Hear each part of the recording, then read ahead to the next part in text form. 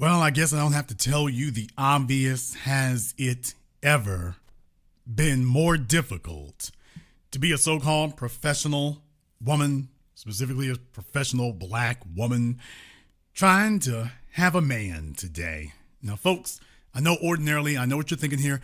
Ordinarily, this is the kind of thing that you would see on my other YouTube channel there, but no, I actually had to back the bus up. Because I got to tell you right now, there is a story behind this because you start to see a disturbing pattern forming here. And it's a pattern you can't get away from here. You go off, you get a degree, you get a career, you get power, you get prestige, then you realize you're by your damn self. So what do you do? What do you do? Well, let me tell you, if you are the women today, you have to pull out all the stops. It's not, I told you all before, they say it's, I'm white and I say so. Now it's I'm woman and I say so. I'm woman and I say so. The sisterhood is dead. The sisterhood is dead and deceased. Exhibit A, Fanny the Mammy Willis. Now, I'll leave the politics to the side today because here on The Business, we talk about power dynamics and interpersonal dynamics. So we're going to leave the politics to the side of it here. And what we're going to discuss here is about how Fanny Willis, now there were some folks who were in denial and they're still vigorously, desperately today clinging on to some hope that they can live in denial a little bit longer here. But every day you're hearing more and more things come out here. So long story short, she is trying to prosecute former President Donald Trump for election tampering in the state of Georgia. But the fella in the middle there, the black gentleman in the middle, that's an attorney that she hired as a special prosecutor to help on the case. What she didn't tell anybody was that she was having an affair with him. He is married, was married. He was married right up until his wife found out that he was the sneaky link to the district attorney there in Georgia. Soon as his wife found out, it's like, oh, hell. So even though there have been people who have been desperately in denial, well, we don't know for sure. Yeah, we do know for sure. This just coming out today from the Washington Post. The Washington Post, which is very friendly towards people like Fanny Willis, and yet what they're showing is, oh yeah, the evidence is coming out and even friendly media outlets can't cover this up and can't deceive anybody anymore about this. And there's a reason why I'm going into this. I want you to go ahead and see exactly what's going on because this is the subject for tonight's program here. Georgia prosecutor in Trump case paid for flights with Fanny Willis filing shows. Now here's the issue. The lead prosecutor in the election interference case against former President Donald Trump paid for at least 2 airline trips with embattled Fulton County District Attorney Fanny Willis while the investigation was underway, according to bank statements filed in his divorce case Friday. So Fanny Willis apparently was depending on the sisterhood. She is cheating with another woman's husband. She is cheating with this man.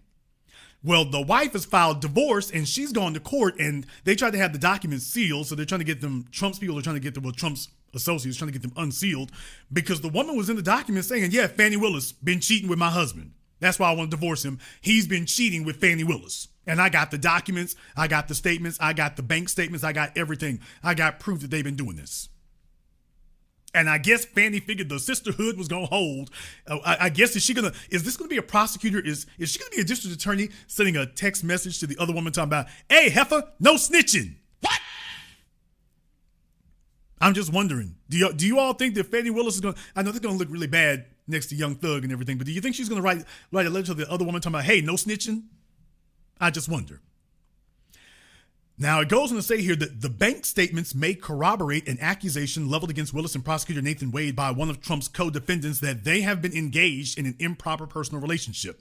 The statements were part of a filing by lawyers for Wade's estranged wife, Jocelyn Mayfield Wade, in an effort to compel Willis to testify in the divorce proceeding, which the district attorney sought to avoid in a separate filing on Thursday. So Fanny Willis has been trying, her boyfriend the married dude that she been cheating on the wife with,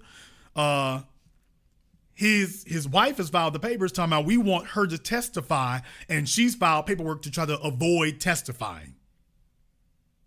So while she's sitting up here doing all kinds of questionable things, it's like, by the way, skeletons in the closet here, you got a whole damn boneyard. Looking like a Saturday night game of dominoes.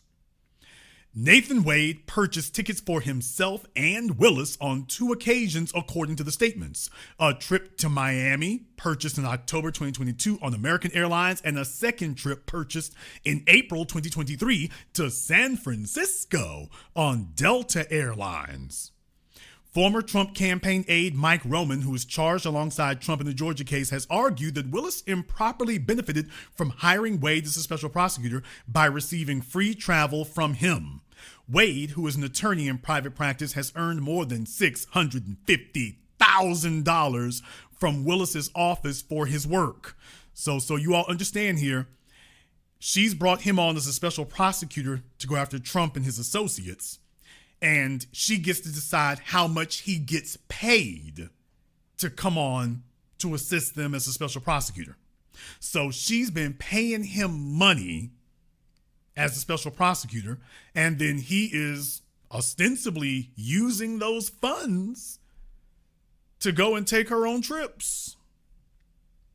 Now, of course, he could be using money from somewhere else, maybe, but the bottom line is, at the very least, this has the absolute appearance of being corrupted. This is the total appearance of impropriety. She's giving him $650,000 and he's taking her. Now, these are just the 2 trips they're talking about.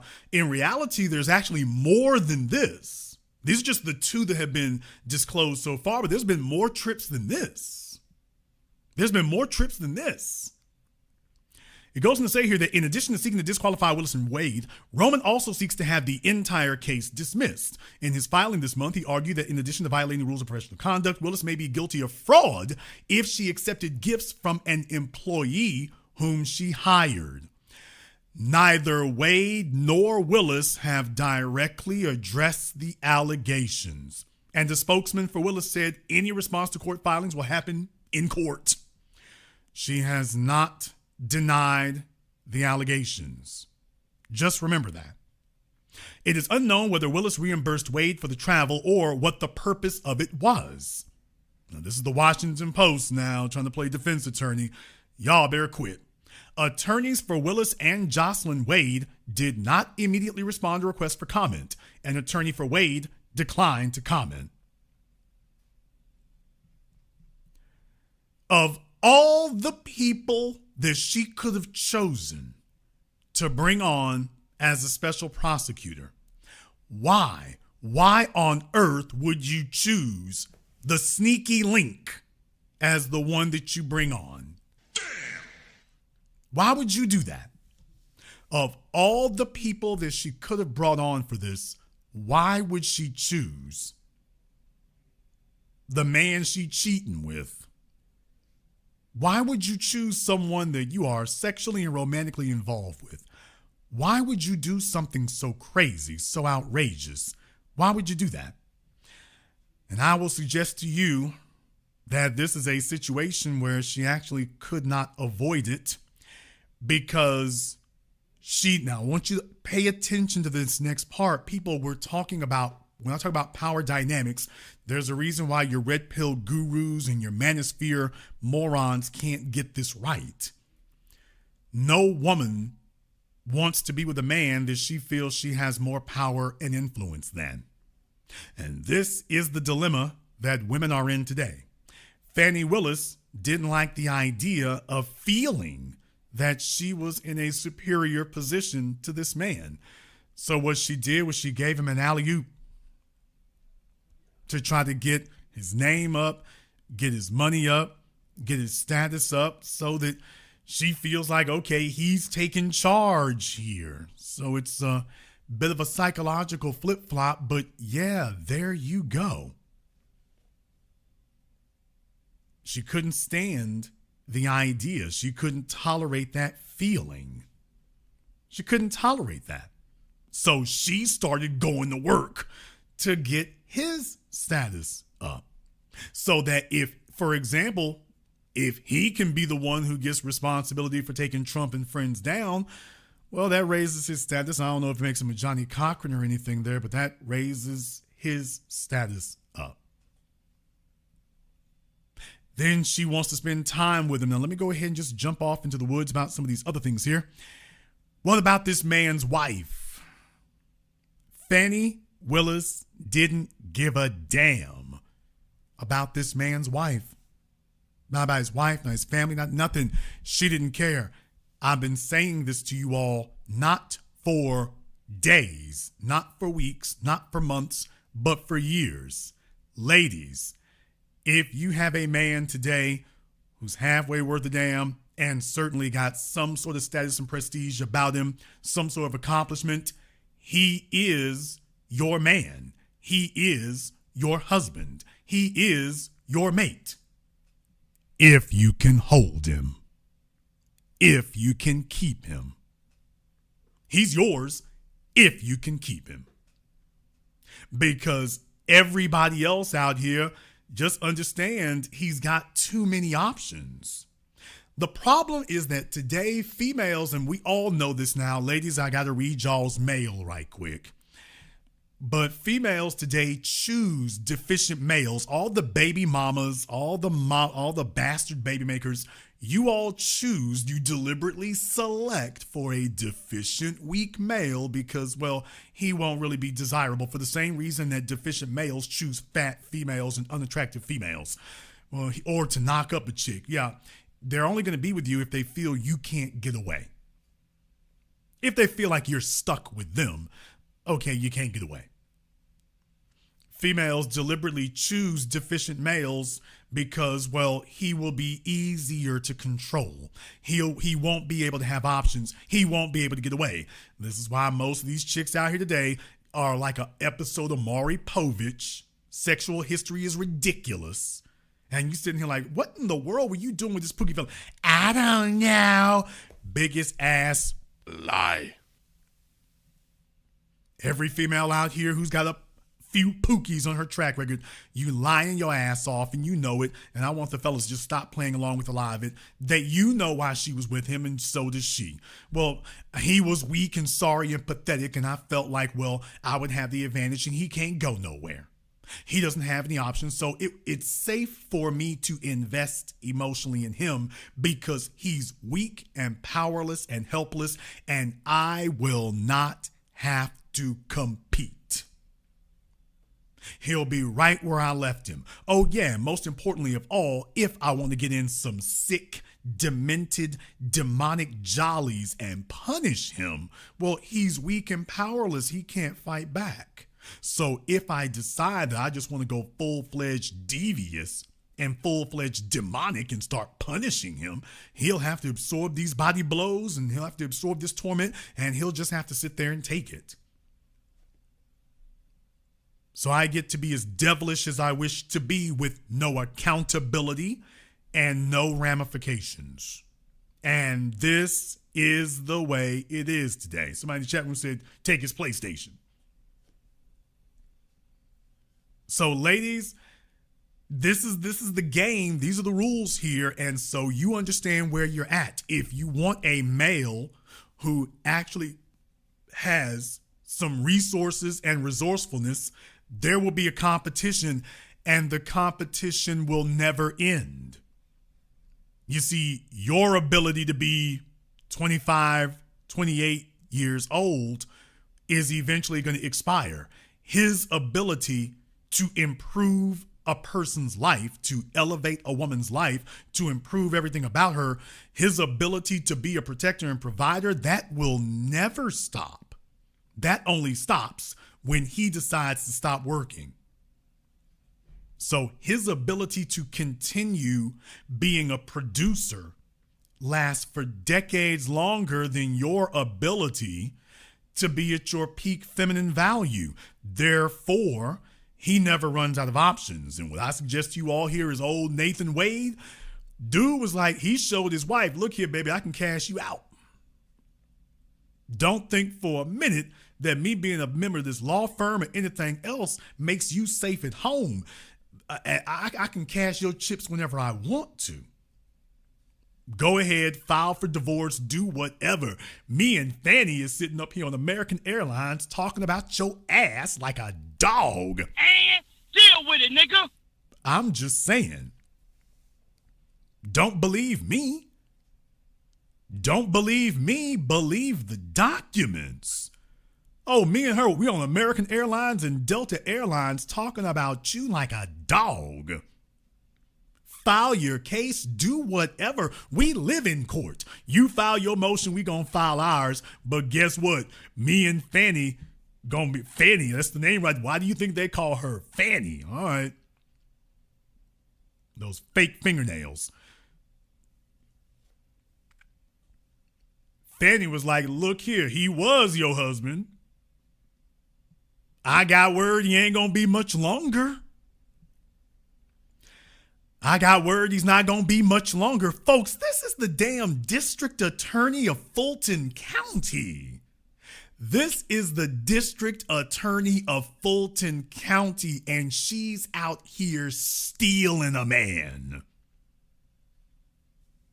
She is out here stealing a man from another woman. She has no shame in the game. She's like, yeah, your nigga is married, but not for too much damn. She is sitting up here on American Airlines with a married man, Delta Airlines with a married man, San Francisco, Turks and Caicos, Cancun, Cozumel with a married man, while she's throwing RICO charges around like Ritz crackers.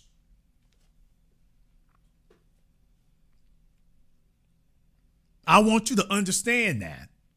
How are you supposed to be here? And I don't know what Jocelyn Wade does for a living or whatever, but I want you all to understand here. Ladies, there's no sisterhood. There is no code of honor.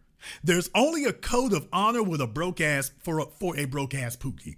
But for a man that there's any competition, baby, there's no code of honor. He didn't do this because he was guessing. Do you realize how many other chicks he passed by to get to Fanny? Do you realize how many other chicks he passed over and said, nah, baby, you ain't on my level to get to Fanny? Do you realize that? Do you realize how far he had to go and what he had to do to get her? Think about that for a few moments. Think about that. You think you got a chance?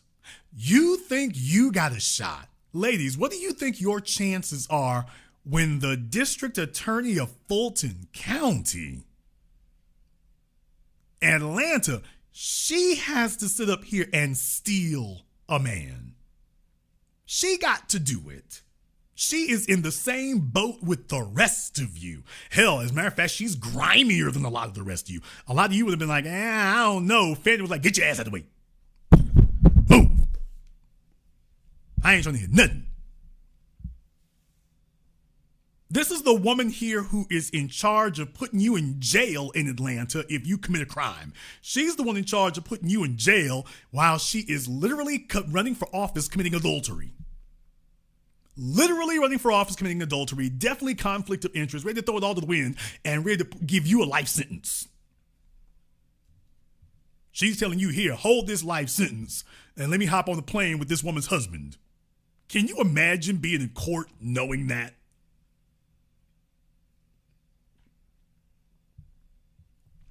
Can you imagine being in court and she's the prosecutor,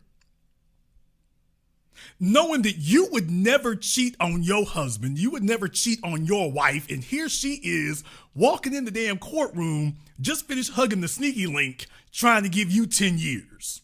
Think about that for a few minutes. That would mess with me. That would mess with me. Like, you're on the stand and they're talking about, do you promise to tell the truth, the whole truth, nothing but the truth? And you know that she is cheating on another woman. And she's cheating with this man. You sitting up here having to put your hand on the Bible and swear to tell the truth. Meanwhile, I'm just like, wait a minute, hold up, Your Honor, can we get a mistrial? This the prosecutor? I can prove that I'm a more honorable person than she is. What are you talking about? Think about that for a few moments. Think about that for just a few minutes. Wait a minute, hold on. Don't you all have an obligation to prove, at least have a prosecutor that is a better human being than I am? How you gonna bring a worse human being than me and they gonna put me in jail? How is that gonna happen?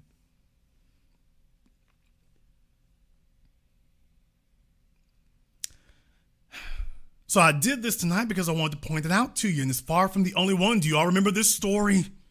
It is rough for the females out there, man. It is hard as hell for the females out here. Remember, we covered the story when it happened here. Very tragic story here. Atlanta attorney, she got shot by her pookie boyfriend, Courtney Cox. Shot up there in the apartment, man. She was like, hey, look. These sheets is cold. All the old hoes are taking all the other good prosecutors and all the other good lawyers. Think about this for a few moments. This happened back in 2021, October of 2021. And I'm just saying, we don't know how far back exactly. We have to find out. We're not sure yet how far back, because they say October 2022. Wouldn't this be a damn shame if Fanny Willis was running around with old boy back in 2021? So let me get this straight. Old Courtney here had to date Pookie because, hell, there wasn't enough married lawyers to go around. Wouldn't that be a damn shame if you found out that they were running around in 2021? It's like, hey, Fanny, you could have at least fell back. The other girl was pulling the damn Pookies. Man, look at that. They can't even, you can't even share them. There's too few of them to even share, man. There's too few to even share. And that's why I was pointing that out. It is rough as hell. Think about this for a few moments. You got two black women who are attorneys in Atlanta, one black male. And these are just two of them here. This happens. This is all over the damn place. This is all over the damn place, man. Look here, there's not enough to go around, especially if you were one of them fellas and you got halfway a lick about him. Old girl over here was left without a chair when the music stopped. She had to go grab Pookie. Fanny is just like, man, look here, once we get past this divorce thing, we'll be straight. This is how ruthless it is. This is how cutthroat it is. It is an absolutely ruthless game right now. The women are desperate. They've got their degrees, they got their dollars, they got their little BMW, and they are desperate, man. That degree ain't keeping them warm at night, and that BMW is not comforting them. She's like, look, think about this for a few moments, because yes, I got to get grimy with it right here for a moment. Join me, and I will complete your training. Folks, I'm just saying that Fanny, folks, I'm going to say it here. Do y'all know the STD rate in Atlanta? What? Do y'all know the STDs in Atlanta? And I'm just telling y'all that how many times was Fanny getting with old boy when he was fresh off his wife? Auntie, chill. Come on now. Y'all know how it is with the sneaky link. You can't wait. Come on now. Can we just call it for what it is? Can we just call it for what it is? Do you think just take a look at those dates. This is the time frame. I promise you, the time frame. That's how the wife catches you. The wife catches you because you jump off of her and then go sprinting out the damn doors like, oh, that's different. That's new. He didn't used to do that. Now it makes sense. You're like, okay, I know this nigga ain't running around with another chick. Yeah. So think about that for a few moments, that Fanny was just like, hey, look here, throw this nigga in the shower and get on this damn plane.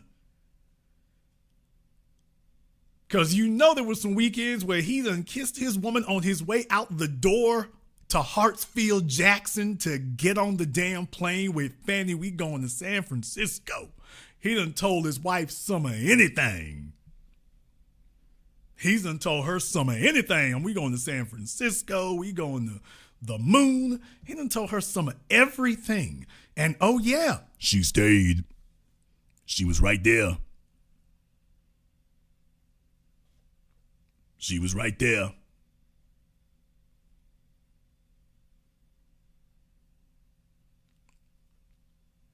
Ladies, I'm just saying tonight that I understand your plight. I understand the deal. Grabbing a pookie is easy, but you don't want it. Grabbing a man who is affluent or at least is professional, it's going to be slim pickings where that's concerned. And if you want a fellow who's at the top of his game, baby, it's going to be a knockdown drag out. You think that marrying him was all you had to do? I married him and I'll be okay.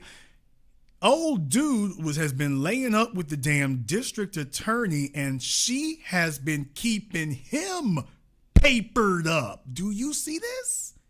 650 G's. In just what, the last year? 650 grand. His wife can't do that for him. That's what I want you to understand, ladies. If this is a bidding war, you gonna lose when this is your competition. You thought it was bad when these other chicks were willing to pay for your man's meal or willing to pay for the airline ticket. This chick is out here breaking off hundreds of thousands to a fella who already has his own law firm. He's already got his own law firm and she breaking off hundreds of thousands. I want you to understand that this is called an escalation. This is called a bidding war. How you gonna win this? How are you gonna win this? She's doing that just so she can stay in his good damn graces. How are you going to win a bidding war like that? And oh yeah, by the way, he let her do it. Now, he knows full damn well what the ramifications of that could be, and yet he let her do it. Now, the reason for him doing it is very clear. She's his insurance policy. If he go down, she go down. So she's going to fight tooth and nail to make sure he's straight, because if he goes down, she goes down. So at least we both go down together. That's the insurance policy.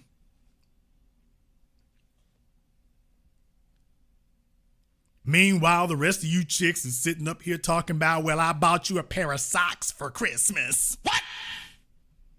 This man got $650,000. They on their way jet setting and flying. And there were some trips that went outside the United States, by the way. So don't worry, when they get the passport game together and you sitting up here talking about you bought your man a damn pair of socks for Christmas. She's sitting up here saying, look here, hold this $650,000. And his wife is talking about, I made a souffle. Auntie, chill.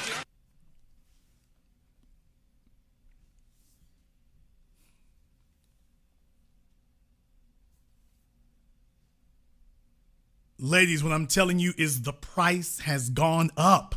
I've been saying it forever. The price has gone up. The price has gone up, man. I don't know who the hell told you that you was going to go ahead and do the same damn thing. The price has gone up. Let me try this a different way. 50% of marriages end in divorce. 80% of those are filed by the females. Ladies, you're not going to get the men scared like it used to be. That's not going to happen. You're not going to scare the women the way you used. You're not going to scare the men the way you used to. You're not going to scare them the way that you used to. It's not going to happen. You used to be able to sit up here and say, oh, I'm going to get a divorce. It's like, okay. It's not the way it's going to occur. Not anymore. Not anymore. Fellas will sit up here and say, look here, you hold this little money right here and let me go grab old girl. See what we're going to do. Let me go grab old girl and see what we're going to do. And there you are just sitting there. Now, I don't want to throw too much business out there and whatnot, but for those of you who want to see Jocelyn, that's Jocelyn. That is Jocelyn. Jocelyn, this is a hell of a way for you to get introduced to the public. Not trying to put you out there all bad, but this is a hell of a way to get introduced to the public. Hell of a way.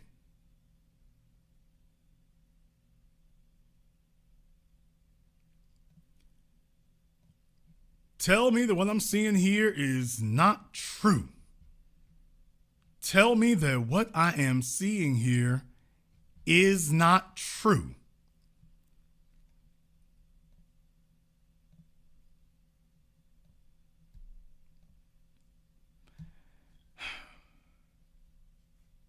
This is from bowlentertainment.com about his wife, who is Jocelyn Wade, named Jocelyn Mayfield Wade. Profession, wine consultant? What? Wine consultant. Do my Humpty eyes deceive me? Wine consultant.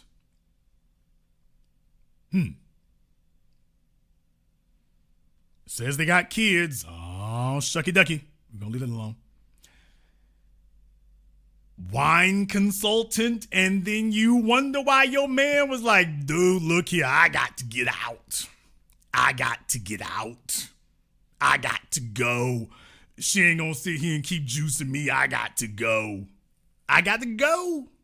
That's it. Here, give her this little old few $100,000 and let me up out of here. Let me get me a chick who works. Let me get me a chick who works. And she most likely was telling herself, oh, well, don't worry, I got him, and what's he gonna be able to do, and this, that, and the other. What can he do? He can go get him a chick who can spin the both of y'all up under the table. That's what he can do. That's what he can do. But then again, there's a whole bunch of y'all chicks out here, ladies. I just gotta say, this is their exploitation fantasy, that you're gonna get a guy who's a go-getter and a producer and successful and desirable, and you gonna go home and sit on your ass and sip wine all day. Is what you gonna do.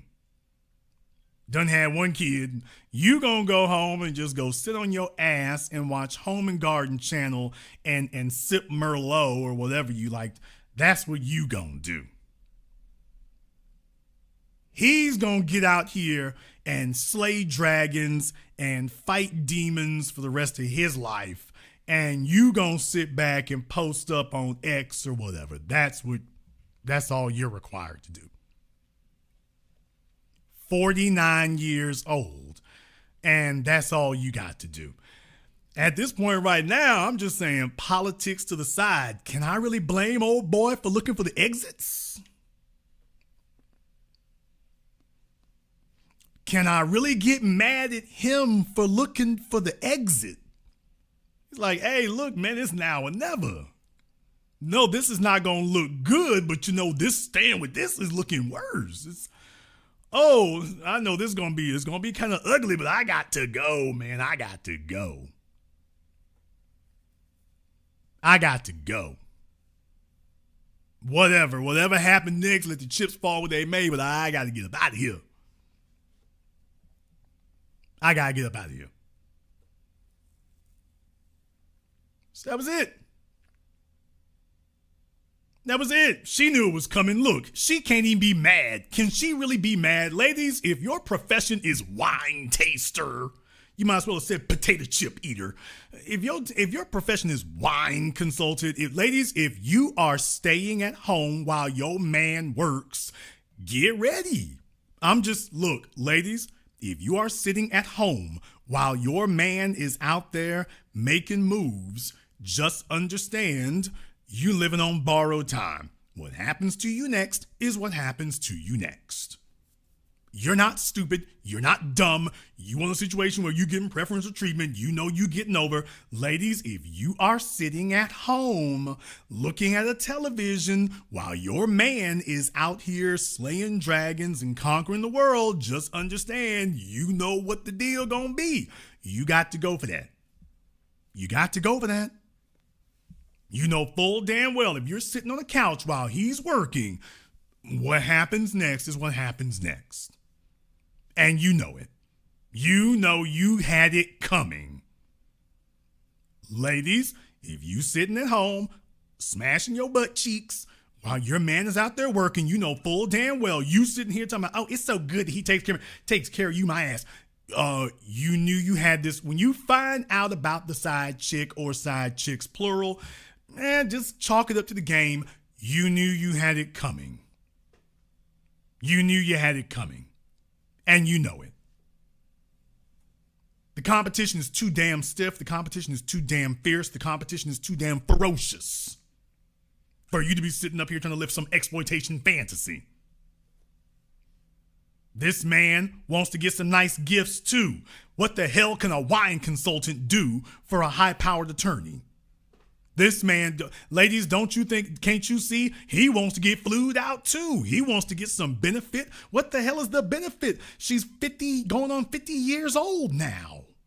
What is he getting from her at damn near 50? The same damn thing he was getting 30 years ago. So let me get this straight. She's getting a man who is several times more than he was when she met him. And he's getting a depreciated female who's sitting there on the damn couch mixing Hennessy and orange juice. No, he would like to have some things. He would like to have some nice gifts. He would like to have some tangible signs of appreciation. A man would like to have that too, ladies. All these damn well wishes and words, the well wishes and words wasn't good enough for him with you. That wasn't good enough to sway you. You wanted him to put in some labor. Yeah, that goes both ways. Fanny said, look here, let me show you what some work look like. Let me show you what some work look like. At this point right now, can I blame him? I'm like, hey, dude, you kind of would be stupid to say no.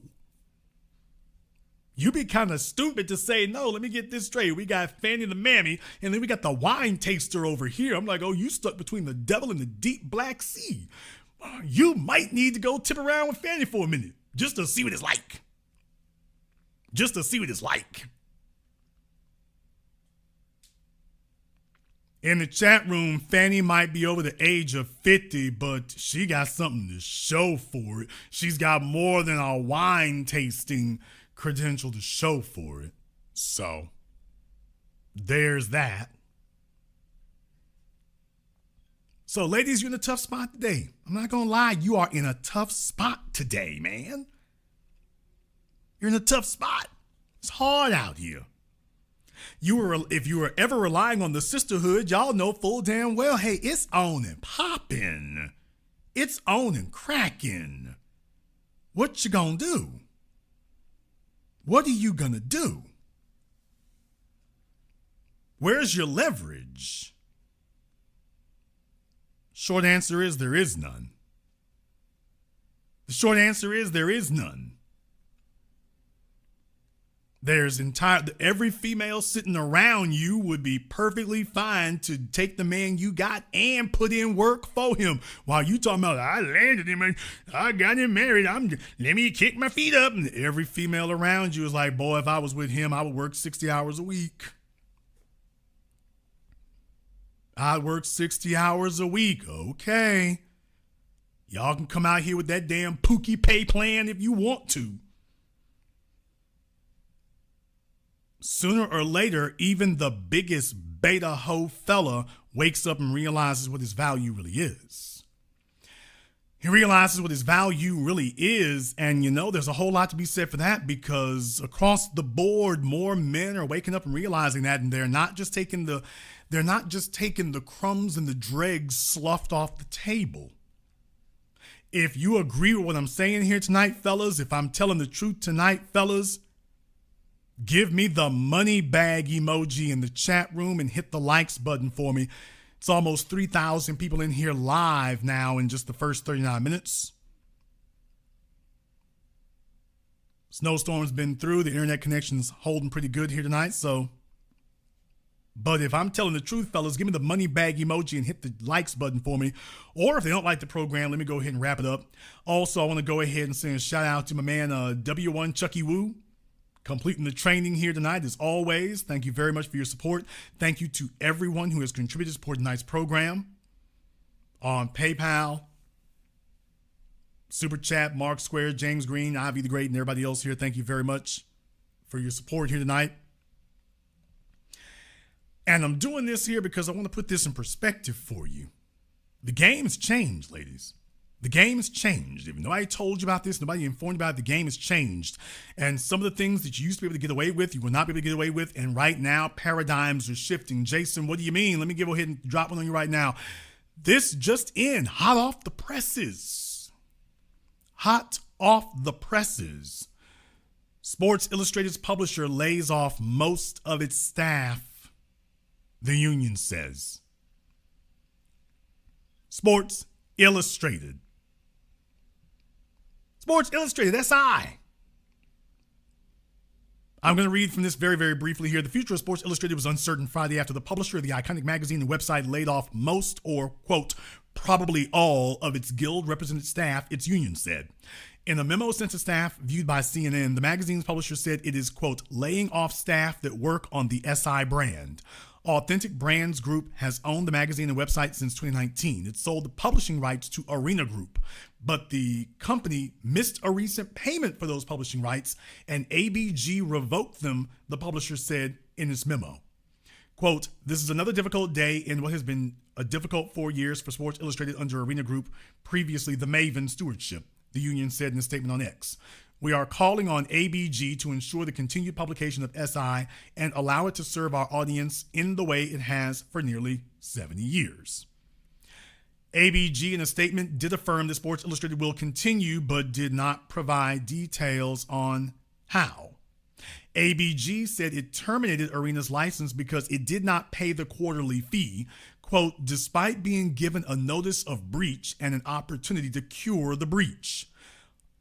Quote, Authentic is here to ensure that the brand of Sports Illustrated, which includes its editorial arm, continues to thrive as it has for the past nearly 70 years, the statement said. It continued, we are committed to ensuring that the traditional ad-supported Sports Illustrated media pillar has best-in-class stewardship to preserve the complete integrity of the brand's legacy.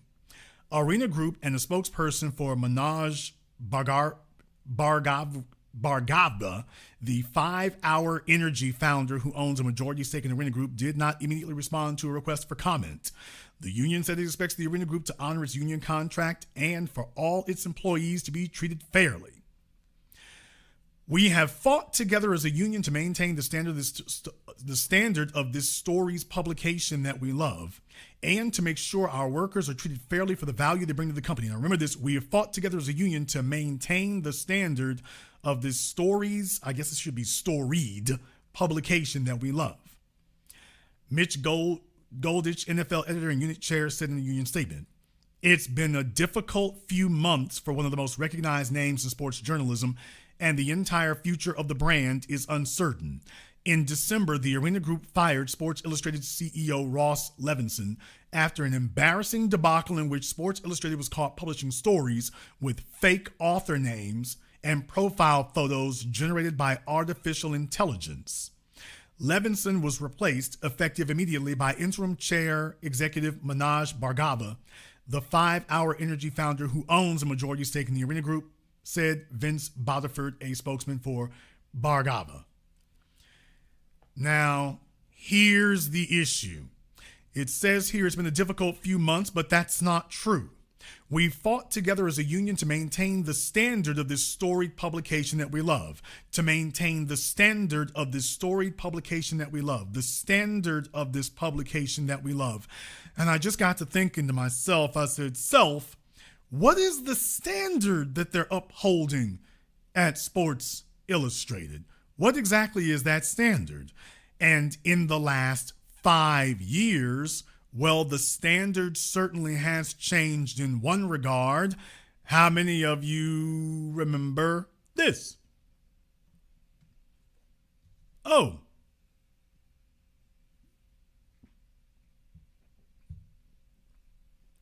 Well, this is a bit of a change.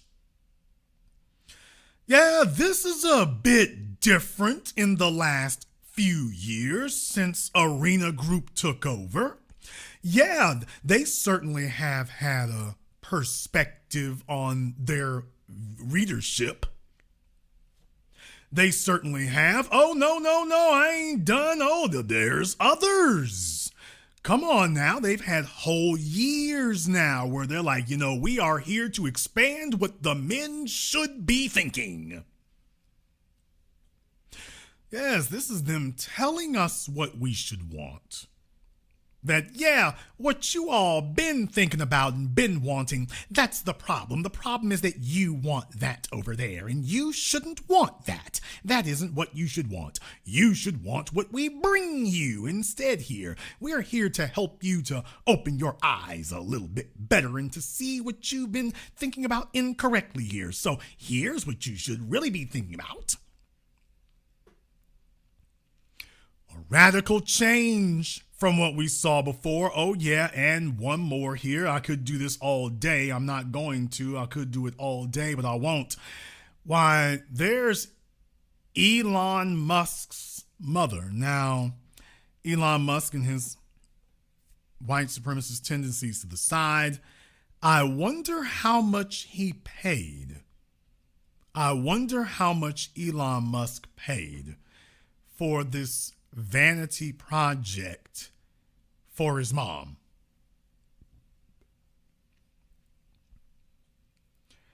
You see, this is what happened to Sports Illustrated in the last few years. It hasn't been a difficult few months.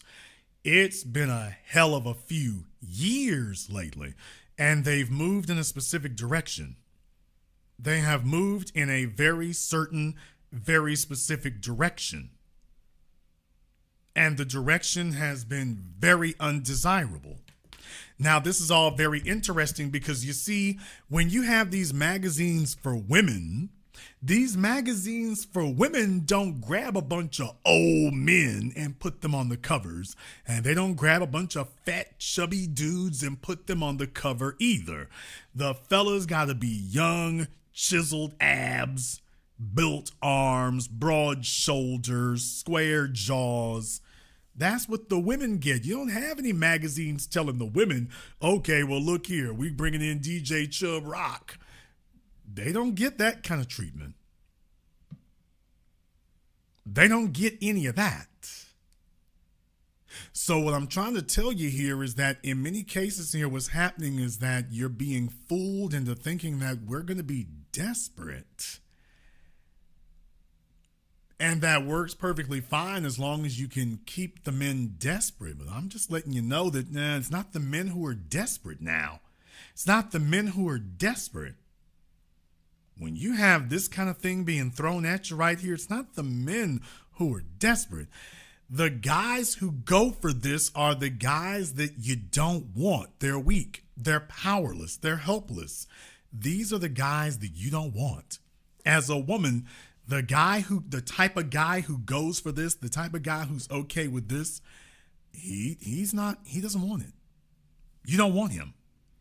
He's not the guy you think about. He's not the guy you dream about. He's not the guy that you aspire to. There's a specific type of man that you aspire to as a woman. And the guy who accepts this, the guy who runs after this, the guy who would sit up, who's the guy that you women are looking for who, you know what, we really want a fellow here who wants grandma's gone wild. Who is the guy who is looking for Elon Musk's mother? Not Elon Musk's ex-girlfriend, Elon Musk's mom. Who is the guy? Who is that guy that you females are like, yep, that's the fella I want? Who is it? Who is it? It's rough out there, man. It's rough out there. It is rough out there. But by the way, speaking of desperation, And by the way, I could go on a little bit further here because when you go to swimsuit.si.com, this is for the swimsuit part of Sports Illustrated, take a look when you go to theirs. Take a look at what they've been showing you here. Take a look at the buffet that they've been treating you to. Yeah. Just in case you were missing it, they want to make sure you had that. And by the way, there's more than that. You can go look up plenty more. You can go look up plenty more. I'd like to tell you it's by itself, but it's not. We got this age of desperation here. The ladies aren't the only ones here. Fellas, you're being put on notice now. First of all, who input the instructions into the AI to make this picture? Who did this? Who are you? Raise your hand and take responsibility for this picture. I don't know who the guy was. I don't know who it was who put in the instructions into the AI to make this picture. But whoever you are, you need to come take responsibility for this picture. You are wrong for this. You are absolutely in error. Absolutely in error. But here's the headline. By the way, before you get too excited, here's the headline. 8 passport bros killed in Colombia in the past 90 days. In the last 3 months. Now, I posted about this here before and whatnot. In the last 3 months. Fellas are out here trying to find a shortcut. Fellas out here, the Pookies, are trying to find a shortcut. They're trying to find some way to get in where they're not supposed to fit in. And they ready for y'all down there. They are ready. They're ready. Now, this is from Sandra Rose, so I had some other articles as well, but authorities say at least 25 passport bros were killed in Medellin in 2023.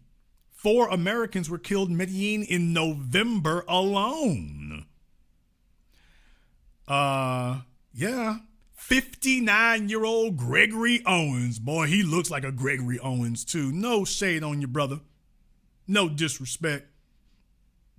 He was looking for love in Colombia when he was gunned down in the streets of Cartagena during a robbery. In October 23, Owens was robbed of all his belongings, including his watch and gold chain around his neck. So let me get this straight. This Uncle Phil looking fella here, now let me stop that. I don't want to disrespect the man, but I'm just saying, brother, he probably went down there and ran up on something looked like this on your screen on here. Ran up on something looked like this on the screen and telling himself, well, you know, I got to where you need to be. Man, look, y'all better quit.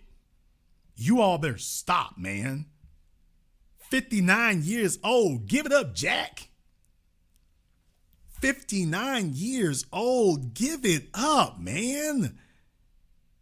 You sit up here and you try to chase one of these young gals out here from another country and this will be easier. Okay, was it easier? Was it? 59 years old. You supposed to be all the way out the game, dude. 59 years old, rolled up with a gold chain and a watch in damn me Cartagena. I mean, we talking about Drug Central, and he pulled up with his gold chain and his watch. What could possibly go wrong? What could possibly go wrong? That's the problem.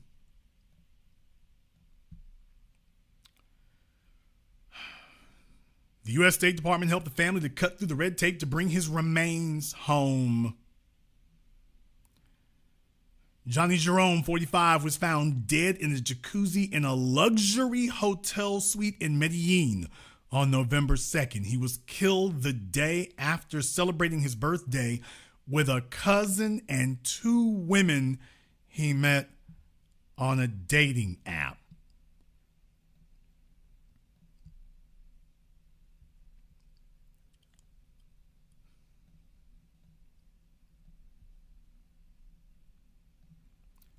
"45, dead in a luxury hotel in Medellin after celebrating with 2 women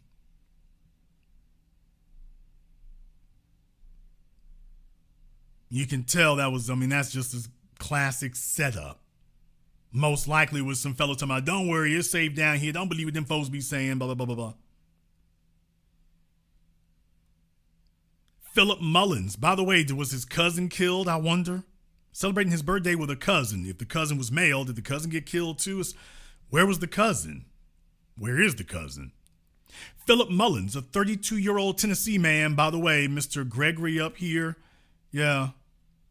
Mr. Gregory, his family from Tennessee. They received his body in Chattanooga, Tennessee. Another fella here from Tennessee. I tell you, man, look here, fellas. Some of you Southern dudes, and I understand how it is, messing around in Memphis. All the bastard baby making chicks, I get it. Dude, y'all better learn some game. Y'all better learn some game because you going over there to Colombia and find out, these chicks is on some Escobar game. You think you find some naive chick from Colombia. There's no such thing as a naive chick from South America. Hell, there's no such thing as a naive chick south of Texas. If you believe that, you're only fooling yourself.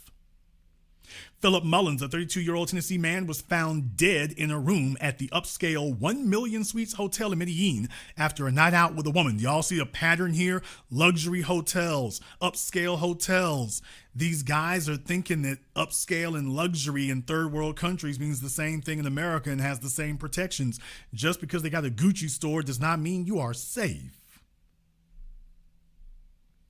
Minnesota comedian Dow Gerjeong, a high school valedictorian, was found dead on December 11th in a ravine after he met a woman for a date. Jeong, 45, was beaten to death with a blunt object.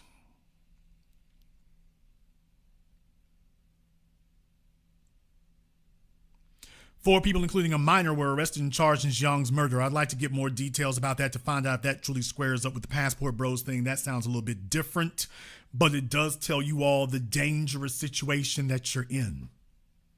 On November 13th, Texas resident Jeffrey Hudson, 55, was found dead in his hotel room with at least 20 stab wounds in his neck. Hudson was killed after returning to his hotel suite with an 18-year-old woman he met on a dating app in Medellin.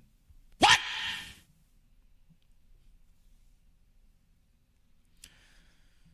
A lot of you fellows are telling yourselves that, well, you know what? The chicks in America are too savvy. They're too slick. They're too calculating. The females in America are too calculating and they're too old. Well, I can go to a third world country and check both of those boxes. They won't be from America and they won't be old. Man, look here. I've been saying the same damn thing to you, and all you're doing is proving me correct here. Females are the same all over the damn planet. Western culture is the culture of the planet. You're not going to get away from it.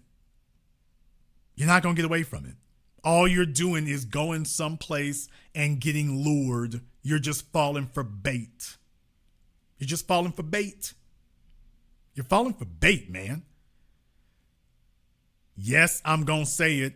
55 years old with a female that he believes was 18. Do we have proof that she was 18, by the way? 55 years old, and them cats and killers and coyotes and everything else down there in Colombia, they knew how to lure you fellas. 55 years old, and they sat up here and dangled some young tender in front of them.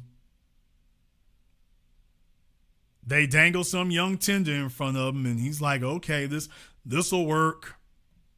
This'll work. I can go for that. This'll work. Okay, we'll do that. And then find out, man, the game is real. The game is real. No doubt about it. The game is real. Oh, don't worry. I'm from America. I'm from Tennessee. Some fellas from Tennessee went down there to Colombia. Some fellas from Tennessee went down to Colombia to roll the dice.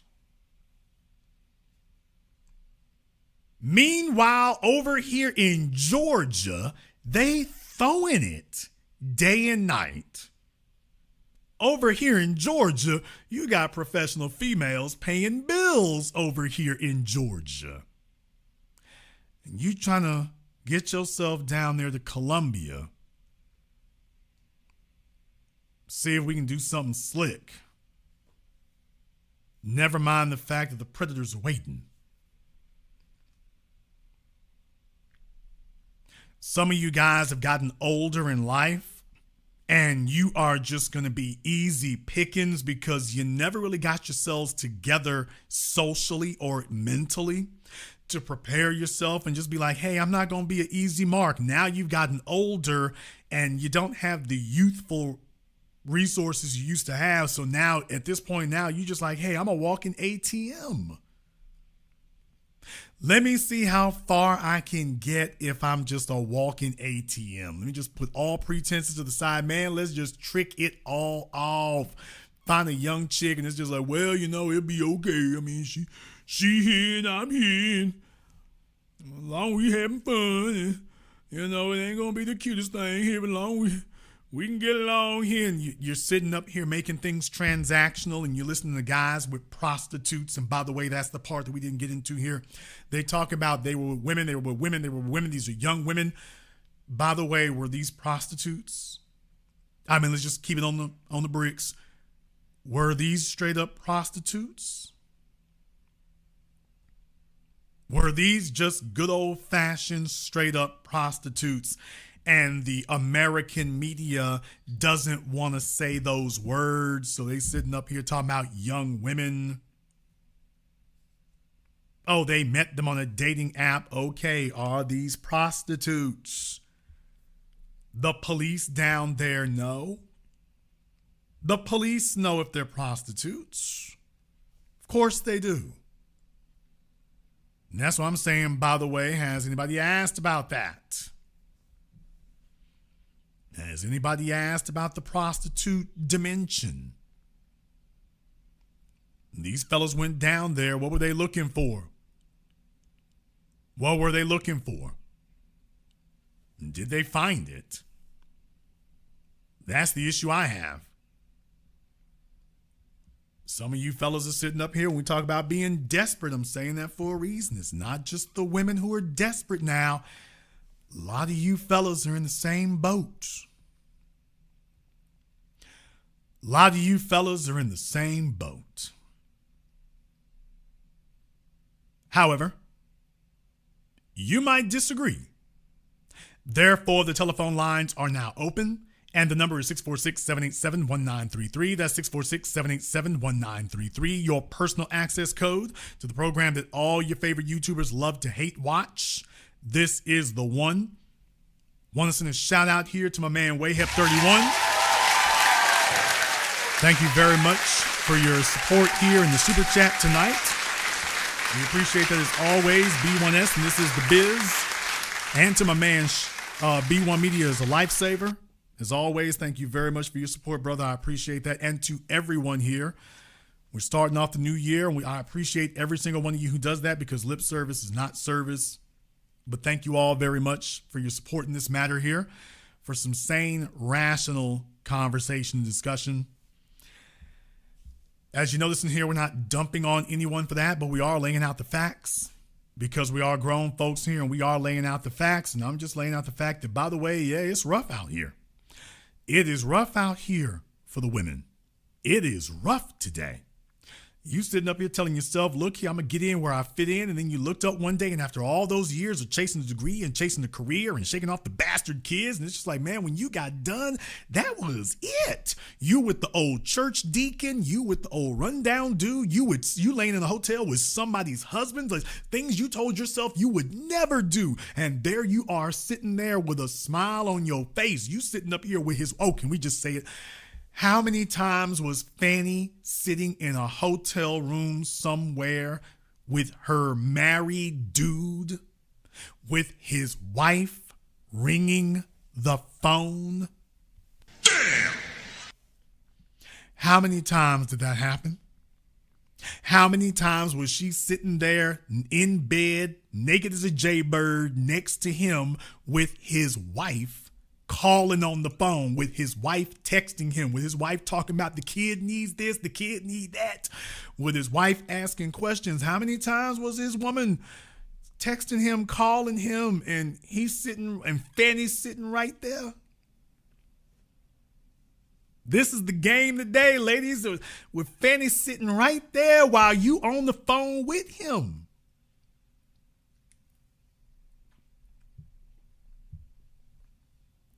The district attorney of Fulton County. Now, I just want to ask one more question. Is Nathan the only one? Oh yeah, a question you all have never heard anybody else ask, and I am asking it here tonight because we give you the 720 degrees of analysis you'll receive absolutely nowhere else, 10 tons dropped on top of you. By the way, if she was willing to do this with Nathan, how many others did she do this with before she finally settled on him? Because very clearly she's pulled out all the stops. She's taken the gloves off and pulled out all the stops. So, by the way, no one's bothered to ask, is he the only one? Now, he might be the only married one, but by the way, has anybody bothered to ask, are there any others? Now, I've asked this question, and I'm literally not seeing anybody else anywhere else asking that question, but I have the guts to ask it tonight. Is he the only one? I'd like to know. Where are the others? Are there any others? Because she's certainly shown that she's cutthroat enough to do it. I've been telling you all forever here. The young gals are not the ones you gotta watch out for. The chicks in their 20s are not the ones you gotta watch out for. The females in their 20s, I'm just letting y'all young girls know, don't believe these old hoes trying to sit up here and badger you about the sanctity of marriage and being wife material and this, that, and the other. These old hoes are 5 times more ruthless than any of you. Ruthless and shameless. They doing stuff you young gals wouldn't even dream of, while they're literally sitting up here telling you that you the worst skank in the world for even thinking it. And all they really want you to do is stand down so they can go ahead and make an end run around you. That's what they want you to do. They want you to unilaterally disarm so that she can go ahead and get the drop on you. And Fanny is just one, while she was sitting up there in that church with all the rest of the cheating old hens up in there. No, Fanny is not the exception to the rule. Let's just put that to the side. Fanny Willis is not the exception to the rule. Fanny Willis is the rule. Period. Let's go to the phone lines here. The number is 646-787-1933. Let me get caller from area code 646. You're on live with The Business. What's your name? Where you calling from? My name is Clint DR. What's up, that? Okay. If you have your phone on speaker or something, you're going to take it off. From Brooklyn. Okay. What is your name? Jason, well, I know you've been a big critic on the passport bro movement. Okay. What is your name, sir? But, say it again. Andre. My real name. And where are you calling from, Andre? Brooklyn. Andre from Brooklyn. What is on your mind?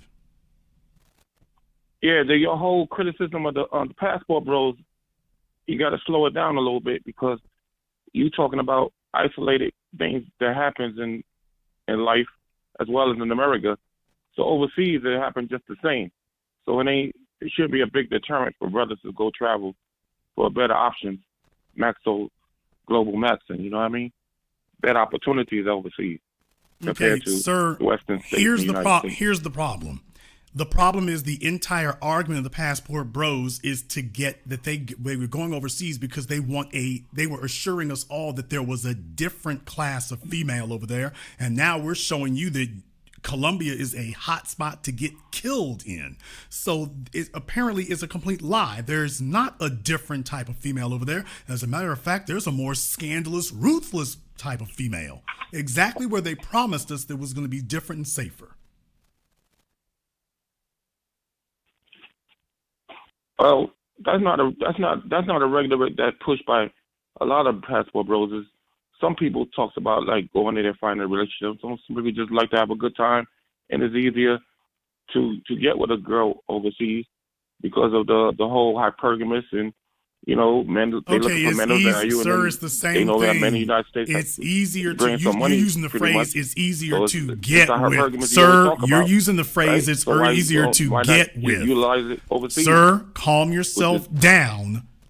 Quiet.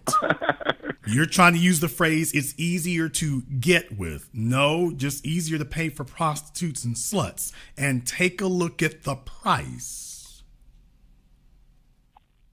Now, you have not had 8 people killed on a dating app in Memphis, Tennessee. But who checking for women in Memphis, Tennessee? Wow. But okay. anyway, Sir, I'm from New York, so you can't really talk about. Sir, Memphis, it's supposed to be safer. It's supposed to be safer and different, and it is not safer. It's more dangerous, and at the very least, it's the same. Of course, it isn't the same. It's this dangerous. No, it's not, sir. So it's all a lie. Well, Memphis, Tennessee is more of a country type of. Okay, sir, show me a place where, show me a city where 10 men have been killed for a dating app in America. Show me a place where 10 men have been killed on a dating app. I probably could find a few in L.A. Didn't say a few, sir. Right. I said 10. Sure, well, they don't. Well, that happens every. I can find it. Definitely, I can prove you wrong. Actually, sir, no. Actually, sir, no. You couldn't. You couldn't because, sir, if you had that many people getting killed, they would be investigating the app and trying to shut it down like they did Craigslist. It happened on Plenty of Fish. It happened on Tinder. It happened on you meet these. No, sir. You can point out one instance. You can't point out a whole city where folks are getting killed wholesale using an app. No, you can't. If they did, they would shut it down like they. Sir, if they did, they would shut it down like they did Craigslist. It does happen once a month, probably once a week. It does happen. Sir, no, it can't. And here's the problem is y'all have to sit here and lie. In Vegas, meeting two chicks from the dating app. I've already proven it. Sir, I've already proven it. No. So okay. You can go ahead and stand for it if you want to. Knock yourself out. Sir, you can knock yourself out about that all you want to. But the bottom line is no, these numbers would be unsustainable for anything else. It'd be outrageous and unsustainable. Is more safer. DR is safer. Costa Rica is safer. Panama is safer. So there's other options other than Colombia as well. So in other words, what you're saying is we haven't collated the body count on it yet.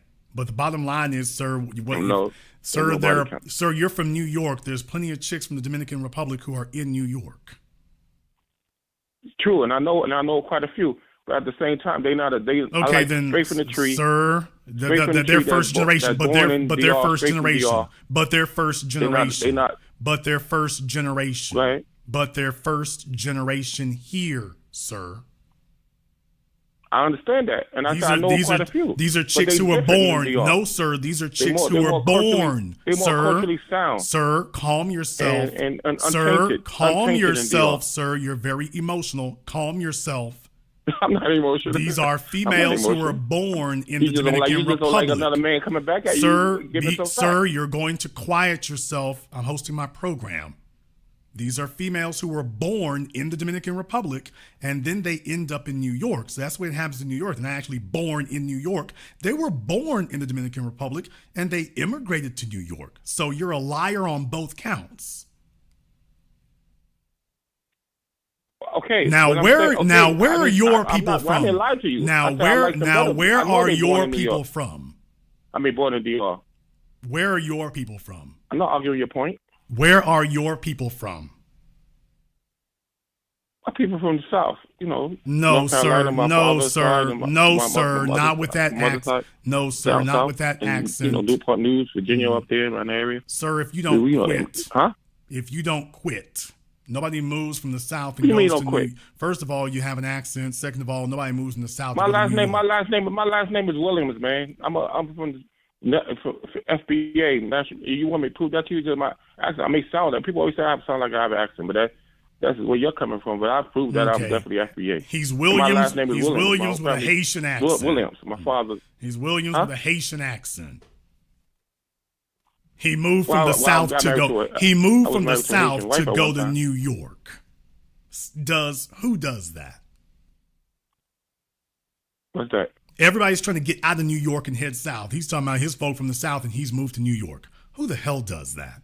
I didn't move to New York. My family was here in New York. I was born in New York. It was already here. Wow. Okay. First he said they're from the South. Now he say, well, my family's in New York. Sir, if you're going to tell a lie, you got to do better than that. You talk about the earlier. There's a lot. There's a lot of stumbling. I don't know when they exactly. Sir, Sir, you're lying. But that's okay too. The bottom line okay, is, you want to put money on that? You want to put money on sir, that? If I'm lying, don't say I'm lying. Sir, you're lying. But the bottom line is, more money than I probably do. You asked about the passport bros. You asked what the issue was, and that's exactly what it is. So he's obviously lying, but that's okay. We point out what the issue was there. So if he wants to go risk his life to do that, go knock yourself out. Go right ahead. None of us are getting in the way. But don't lie about what it is. Don't lie about what you're doing. And don't lie about the risk of it. When you have to start lying, you just destroyed your own point. Oh, yeah, Wayhep 31. Dude, all the damn time. The clubs in New York City, getting killed is what happens up there with these fellas. I mean, they will do anything to get some Latina sex. They will risk life and limb. They will die. They'll get gunned down. They'll get their faces slashed. They'll get burned up. I mean, some of the dopiest, goofiest, dumbest looking dudes too. It's never really the smart ones. It's just these Waldo Faldo looking fellas and talking fellas like the one on the phone. Yeah, man, everything's fine. You go down to the Dominican Republic. Meanwhile, the chicks in the Dominican Republic are trying to get up here. New York City is full of first generation Dominicanas. And here he is, we gonna go down there. Meanwhile, they all coming up here. Yeah, you have to understand, clueless, lying individuals like that, if they figure you don't know what's really going on, they'll just make something up and say that. Meanwhile, let me go ahead and see if I can get over here on Zoom. See what I got going on over here on Zoom. I'll get this thing out of the way. All right, I got Cadario up here on Zoom. What's on your mind, brother? JB, what's up, my man? Happy New Year, brother. You out of Nashville, you already know, man. Oh yeah, what's on your mind? That last call, man. It was interesting too because he was trying to, especially with the article. I was curious too because it sounds like these guys aren't going down there to build businesses, and are they buying apartment buildings and putting up a lot of these skyscrapers and whatnot? Like, is that? I feel like Prince right now. That's the type of question he asked. You don't think that they're going down there to do that? Brother, if they were, you'd see it. There would be a part of town it would be passport bro town, if that's what it was, because that's what people do when they immigrate to a place as a group. You got Chinatown, Koreatown, Mexican town, German town, Greek town, you name it. So if these were a bunch of American immigrants, they would have an America town down there. They'd have an Americana town down there. And you do see these in certain places around the world, in Japan, South Africa. You have these places where Mexico, you have these places where Americans, but these are white men. Yeah. Now, when white men go to a place, wherever the white dude is, there's going to be other white dudes who get with him. And next thing you know, they got their little enclave. So if these fellas were actually doing that, that's what you would expect to see. And you would expect, you see cooperation and common investment. That's what you would see. The fact you made a very good point. The fact, but then again, I made that point previously. It was they down there in groups, and the only thing getting discussed is running through prostitutes. They're not investing in anything. They're not building anything. They have no substantial resources of any kind. One guy has an apartment. Another guy might have a condo. None of them, if they had that, the local businesses, the local media, first of all, they would run them out. That's the first thing. Oh, yeah. If they got together and really started having any weight, the first thing is the cartels and stuff. Yeah, you got to go, gringo. You got to go. Yeah. So that's why, that's the bottom line. That's how you know. Yeah. Yeah, because that was like, I mean, I've been even for like New Year's Eve, I took a trip down to Panama City, Panama, and I was blown away by how progressive, Central America. But I was like, man, but they speak English and everything like that. But I was still thinking, like, where the black folks at? Because we passport broing and everything like that. I mean, this is a great opportunity. You don't have to learn Portuguese. You don't got to learn. You don't really have to be that savvy with Spanish. But where's from an economic standpoint, and if we got all the resources and everything, like, because I remember you did a broadcast, you were talking about how once you have the credit, once you have the income, you can get a business line of credit to start a hotel, and because of the obviously the inflation, everything that's going on from a real estate perspective in the U.S., that was the first thing that came to mind for me was like. Well, Hilton and Marriott have no problem building hotels in all these places. That's the first thing. But even if you didn't build one, even if you build an inn or whatever, the bottom line is if the Passport Bros movement was a socioeconomic movement, then you'd be hearing what you hear from the Asians in California and the Indians in Michigan and the Vietnamese in New Orleans and the Cubans in Southern Florida. And I've been all these places. So if this was anything other than sex tourism business, you'd be hearing what they're doing. You'd be a fella 59 years old down there with a gold chain and a watch. Yeah, that's how I already knew. He was on the bullshit. In other words, the exact same thing we see here. No changes whatsoever. So it's just you and me meet this nigga every day. So that's all you see going down there is, well, can I get a higher return for the same gold chain and gold watch that I had in Tennessee? Can I get a higher reward for that? If they were going down there moving weight, hell, if they were even going down there discussing that, they'd already be 10 miles down the road, because if you have enough ambition to chase skirts in South America, then I would expect to see twice as much or 3 times as much in results for real estate or investments or whatever, especially with a group of y'all together who are allegedly on the same page. What I'm saying is they are on the same page. They came down there for easier, better sexual access with less work, and they're not building anything. Yeah, what's interesting too is that the countries actually incentivize, I mean, obviously Americans, but people that want to invest in businesses to, they have these different, like, what do they call them, like golden visas, or like those investor visas. If you actually are building, legit, investing in legit business. So, I mean, I'm like just thinking, like, that's how I feel like that's how these guys are getting got. Like you're like you would say monosyllabic in terms of why they're the reasons for traveling. Because, I like how you say how you do one thing is how you do all things. And if you're going down there on business, you already know how the hell to carry yourself to where you're not going to get got like that. Well, the other thing is they're too damn loud with it. The real thing is, right, we know they're not fucking business going out of the fucking country. You're not wearing damn jewelry. Well, no, not just that, brother. They all on Instagram, TikTok, and everything else. What I'm saying is they're announcing to people what they're there for. Okay, for example, on YouTube, there's a whole community of, you want to talk about community? There's a whole community on YouTube of videos of expats. Now, these are white men. Now, these are white men. And these white men are talking about having Dubai citizenship and, citizenship in some of these other places where, they can have dual citizenship, or, if you buy land or whatever, you have citizenship. See, those are the conversations they're having. They're not having conversations about the women are easier and we can get a date. These guys are talking about power, wealth, and influence in those places. So if the Passport Bros were doing the same thing these other guys are doing, they'd be having the same conversations. You never see them doing videos about, hey, here's how we gonna get a lower tax rate. Here's how you get credit. Here's how you get real estate. Here's how you get dual citizenship. And then you can flip that. And here's how you get around their limitations on how much you can invest or how much you can own. Those conversations, you never heard Austin Holloman and crew ever have that conversation, because that wasn't what they were doing. And so I shouldn't say it wasn't. It isn't what they're doing. These other folks doing something different. For those of you who want to try to argue about it, sorry, you're already dead and dumb and dense. There's already too many channels out here, too many TikToks, too many LinkedIns. They're on LinkedIn, they're on Instagram. These guys are everywhere talking about, hey, here's how you can lower your tax burden, dual citizenship, this, that, and the other in various countries around the world. The passport bros are silent on that. But they're very, very loud about, well, here's the females. And to show you how dumb they are, they've gotten so damn loud, you got governments going after you. You're already too loud.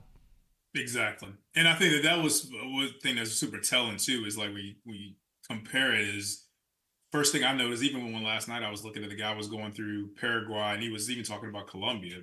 First of all, the guys were white, like you were saying. But the second thing is that there was always an attorney in there on the videos that I've seen on YouTube. There's always attorneys. Of course, they're marketing their businesses in terms of like getting people to, obviously reach out to their firm or whatever to go through that visa process, application process, investment process. But that's all I see, like across the board. And so, for me, man, it's like, of course, I've traveled and things like that, not as much as I would like to, but it's that from a safety standpoint, it's just like, you move a certain way in the States, but especially in a place like that, you're putting yourself, you're making unforced errors. And that's the unfortunate thing. And that's the thing that I feel like that's really what's caught even the dating app thing. Like, you already know, like you're on a dating app, bro. You should be meeting people because of who you are. And you should be meeting women that are. Yeah. I mean, if you're really that kind of person, if you go down there and whatnot, meeting women is the same anywhere on this planet. So if you're relying on a dating app, you're just sex touristing. And what I'm saying is, okay, well, if you want to do that, fine, but you pay your money and you take your chances. Mm-hmm. But just don't try to fool the rest of us into being stupid and pretending it ain't what it is. We know what it is. We know what y'all are doing down there. You're just afraid to say it up here because there could be legal consequences. But I'm not going to sit here and play stupid along with you. I know I'm a grown man. You ain't going to run game and talk stupid to another grown man. First of all, I'm the grown man. These are the boys. But you're not going to sit up here and talk stupid to me. Hey, you're down there doing this stuff. You've taken graveyard cemetery chances. You figuring the white dudes do it. Let's see if we can get away with it. And then you find out you're not getting away with it. Yeah. You're not getting away with it. Exactly. So I can terrify. Hey, man. Hey, so last question. I really feel like Prince, he asking those deep ass questions, but I feel like it was a huge paradigm shift. I feel like this is a precedent has been set with this 650K. Are you saying that the level of tribute that a woman pays is it for 2024 and beyond? Are you saying that it's a new precedent for that with this you just highlighted with the article with the attorneys down in Atlanta? We're on our way. Our way. That's what I'm telling you. We're on our way. I mean, look, the bottom line is up until now it's been taken easy. When you were dealing with that civil rights baby boomer generation, we got to just be honest. Those guys, let's go ahead and call it what it is. Those guys were desperate for sexual access. Desperate. So to even see a naked woman, they had to go to the seedy part of town to some crazy little theater somewhere. By the time you get to the 1950s, you have to get a Playboy subscription or something. Today, it's freely available on every cell phone on the planet and has been now for the last 20, 25 years. Right. So your ability to get that level of sexual stimuli has now become commoditized, democratized. Yep. Having actual sexual contact is now much more common than it was before. So you have a generation of males who up until the last 40 years, they were desperate. They were on bread and water just all the time. So women's ability to leverage that was a lot stronger. Yeah, the internet has given women more options than men, but it's also given men more options than women. And for the fellows who actually know how to use it, who are the ones the women really want, the guys they swipe right on, well, those guys have mastered the art. So with that being the case, the next evolutionary step is he's no longer desperate for sex. As a matter of fact, it's what I call the Tom Cruise effect. You never seen Tom Cruise talk about women. Now, we know he likes women. We know he digs women. We know women dig him. But you've never really seen Tom talk about that. All Tom talks about is his career. He talks about his career and what he's going to do. You know why? Because his sexual demand has been satisfied. That's already been taken care of. That's like food in your refrigerator. or air conditioning in your house. You don't even think about it when the bill's paid. You're like, I don't even think about it. I know it's going to be there. So now you can focus your energies and concentrate in another area. Tom doesn't have to think about women. Now, I can name a bunch of other people. It's just Tom was the most, in my opinion, was one of those strident examples of that. This is a guy that I can't really remember him ever talking about women, period. Denzel's been asked about women. Brad Pitt has. Tom has never really dealt with that. Then again, he didn't do a bunch of interviews either. So that's why I use him as that example, but he's far from the only one. Now you switch over to your rappers. Now we got something different. Your NFL players, something different. So what I'm saying is that when a man's got that taken care of, he starts asking a different set of questions. What else do you have? I mean, he's coming in the door like, yeah. He's just saying, yeah, sex is a given. The female wants to pretend like sex ain't a given. He's like, no, it's a given. What else you got? And, oh, yeah, he's serious. What else you got? Well, now he's hitting you up front with that energy. Yeah, I don't care about having sex with you. What else do you have? Right. You're automatically creating competition.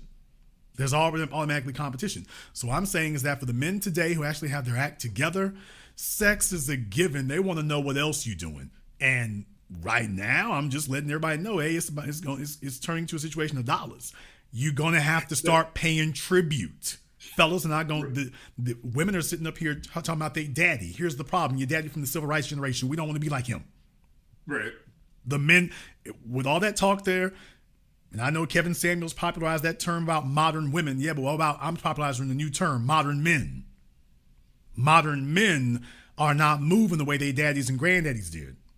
Well, because we can't. You already. It's certainly not in your best interest to do so, but the sensibilities, sensitivities, and the principles are different now.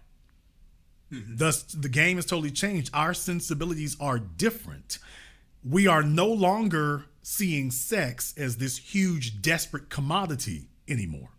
So as a result, you got to bring more than that because we're risking more. And if we're going to be risking this much, the $650,000, as I explained before, is simply representing you're going to have to put as much skin in the game as we are. This dude is going to be giving up his wife and his kid and his marriage. Oh, you got to put some skin in the game, Fanny. If I'm going to lose all of that, if I got to risk all of that, where's yours?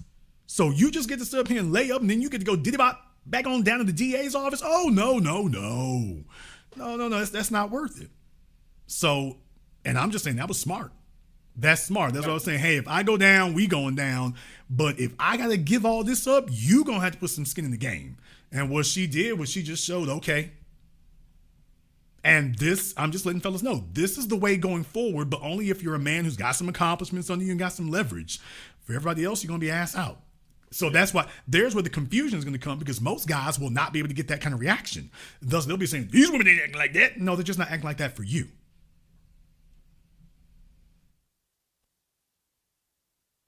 Absolutely. And that's why I thought it was crazy. I was like, man, is this a new precedent being set, especially starting the new year? And I'm like, the guys, especially, on the Patreon and, the moderators, is like, is this the new moves going into 2024? Is this what? Well, for some of us, we got to come up with a different level, a different name, but different. No, it's just paying tribute. Okay. From now on, you got to pay tribute. You have to. If we're going to be putting skin in the game, you got to put skin in the game. How the hell I'm going to sit up here and buy you a BMW and you done bought me a damn necktie? Yeah. That's not skin in the game. That didn't cost you anything. You're not sacrificing anything. So this idea that men are supposed to sacrifice for the rest of their lives, have an unlimited level of exposure, and the female gets to give you the same damn thing her great-grandmama was given. No, as a matter of fact, they're giving much less than great-grandmama was given. No. If you are getting $1 million worth of productivity, you need to put in $1 million worth of tribute. Otherwise, if you're putting in $10,000 worth of tribute, well, you should get $10,000 worth of my productivity. Yeah. And if you put in $500 worth, well, you should get $500 worth. Yeah. And that's 100%. The way that works. But this idea that your sex is value added, no, stick a pitchfork in it and throw the gravestone, it's dead. Yeah. That's what I was going to say. I mean, when you, especially when it comes to, like, lost my train of thought. But when it comes to like the actual, like when it comes to paying tribute, it's we're speaking the same language, because it's like with the broadcast with the shoes, it was like, you know, it was like a skit. I guess the guy got her a Louis Vuitton, a pair of shoes or a purse or whatever, and she got him some socks. And it's like, it's super disrespectful, but at least that's why I said it's a new precedent, because it's showing, okay, she's speaking the same language as, you know, as the guy that's having the affair or whatever. It's like, so. Well, the problem that we've had run is around that and do his own thing, but he's up until now, men have not been consistent. As if men start becoming more consistent across the board, we'll be taken seriously. When you meet a guy and he's the exception to the rule, women as a group are not going to take us seriously. When they see that, this is the rule, this is how they all move, and now you get taken seriously. So is this the new way under the sun? Yes. Now, how quickly until it becomes accepted in society that this is what it is across the board, that will take time. But as far as how men's sensibilities are, what I'm telling you is the day and age of a man putting in all the finances and the woman give you a pat on the head and tell you good attaboy, that day is done. Thank you very much for giving us a call here. Let me get back over to the phone lines. Let me get called from area code 404. You're on live with The Business. What's your name? Where you calling from? Hey, can you hear me? Yes. What is your name? Where you calling from? Hey, my name is Saeed. I'm calling from Atlanta, Georgia. Okay, Saeed, what's on your mind? Hey, I just want to give you a shout out, Jason Black. I appreciate everything you're doing. I've been following you quite some time. I had a buddy. He had mentioned you and referred me to you, like start watching your channels about a month ago. And man, you be killing them, bro. I wish that we had like more stand up guys like you in the world. You know, it'll be a whole lot better. Like, you know, cutthroat, real, and just thorough. Well, that could be you. I appreciate you, and just keep doing what you're doing, bro. Well, thank you very much. I mean, that could be you, brother. It's all a part of development here. Just when you watch it, you listen to it, put it in action, see if it holds up. If it does, incorporate it into your life. Next thing you know, hey, that's you. Thank you very much for giving us a call here tonight. And don't be like me, be better than me. I'm the only person you can find that said that. Don't be like me, be better than me. Don't just watch it. Go ahead and refine and improve the game. Let me get called from area code 443. You're on live with The Business. What's your name? Where you calling from? Hey, Jason. This is Craig from Baltimore. How you doing this evening? Craig from Baltimore. What's on your mind? Yeah. Well, first of all, thanks for accepting my donation I sent to you earlier under my other name. But even on top of that, just 2 points. One, the passport brother theory. I don't agree with it because of the fact that, one, I encourage people to travel, but I wouldn't be traveling outside the United States right now concerning the global climate, because you can go ahead and go chase some coochie in the wrong country, and if an incident pop off, you stuck down there, and the State Department ain't going to try to free your ass. That's number one. That's number two, one and number two, but go ahead. You were saying? That's number 1 and 2, but go ahead. Yeah, thank you. Even in Europe, somebody pop a duke or something, we ain't coming to get you. Sorry. There you go. But number 2, the other issue was with this discussion of women getting desperate and paying for quality men. The thing that black men, we are fighting back and debunking is the recent statistics by the CDC on the number of fatherless black men in the black male population. And the women are still trying to progress the idea that 80% of the babies born in the black community are done by the majority of the men, and that's been proven wrong. 54% of the black male population in the United States are basically fatherless, and most of the kids that are made out of wedlock are done by pookies, basically, which is about 15%. Now, the married men is a whole other category, but the other side is for women getting desperate. 64% of women have kids, and a lot of them have kids by more than one baby father. So 36% of black women in the black women population don't have kids. And they should be trying to get with the 54%, but instead they make all these markers to justify why they don't have to give in to us. The other issue is that they'll rather pander and hang around baby mamas and sluts, cultures, and thoughts, and then holler there are no good men. And then we also got to fire nukes at Umar Johnson, because he's sitting out there making old dumb stuff like, yeah, I need y'all to pander to my baby mamas, and you guys need to do the same thing too. And we, like the majority of us, don't have kids. We're single men, and we can get whatever we want, and it's working in our favor. When are you going to get with the numbers? But I wanted you to ultimately make the correlation and relationship between this current situation with women and those statistics on the CDC about us being fatherless and available. Well, I mean, they've run out of options at this point here. You know, the baby mama generation is really dying out, because it used to be that you could go get you a little old welfare check and a Section 8 voucher and then go sit on your big wobbly ass and sit on the county and whatnot. Well, yeah, that was before gentrification and everything else, and the housing prices went out of control, and now you can't get even a roof over your head. So having some bastard kids by a deadbeat, you know, that it used to be the women just gave each other an attaboy, yeah, you go girl, and this, that, and the other to go slut themselves out. Now the economic price is so outrageously high that it's no longer the attractive proposition that it once was. So now you're seeing that wither out on the vine as it goes. But you're seeing a bunch of hoes who are still stuck with their bastard kids trying to age out. So that's really what you're seeing now, which is why the abortion numbers have kind of been where they are. But, you know, the birth control thing has really kicked in now. So a bunch of females, it used to be they did that to try to go get them some little slum money. But unless this guy is a trick athlete or a trick entertainer or something, there's not enough tricks to go around anymore. There's not enough tricks and not enough betas to go around. So the desire to exploit men is still there, but the number of available options has dropped off tremendously. So, yeah, it's something you want to do, but it isn't really a feasible desire. It isn't a feasible option any longer. Not the way it was. I'll let you have the last word.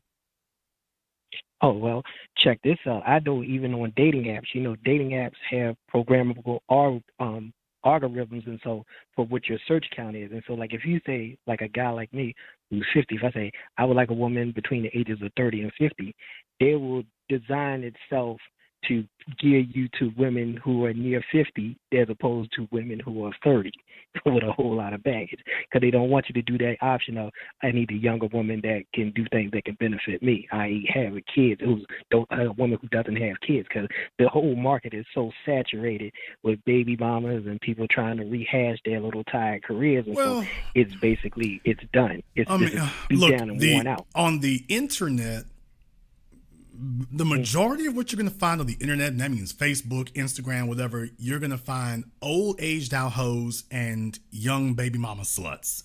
That's really what you're going to find. Basically. The chicks who are really desirable, they don't need a dating app. That's why they're always posting selfies of themselves.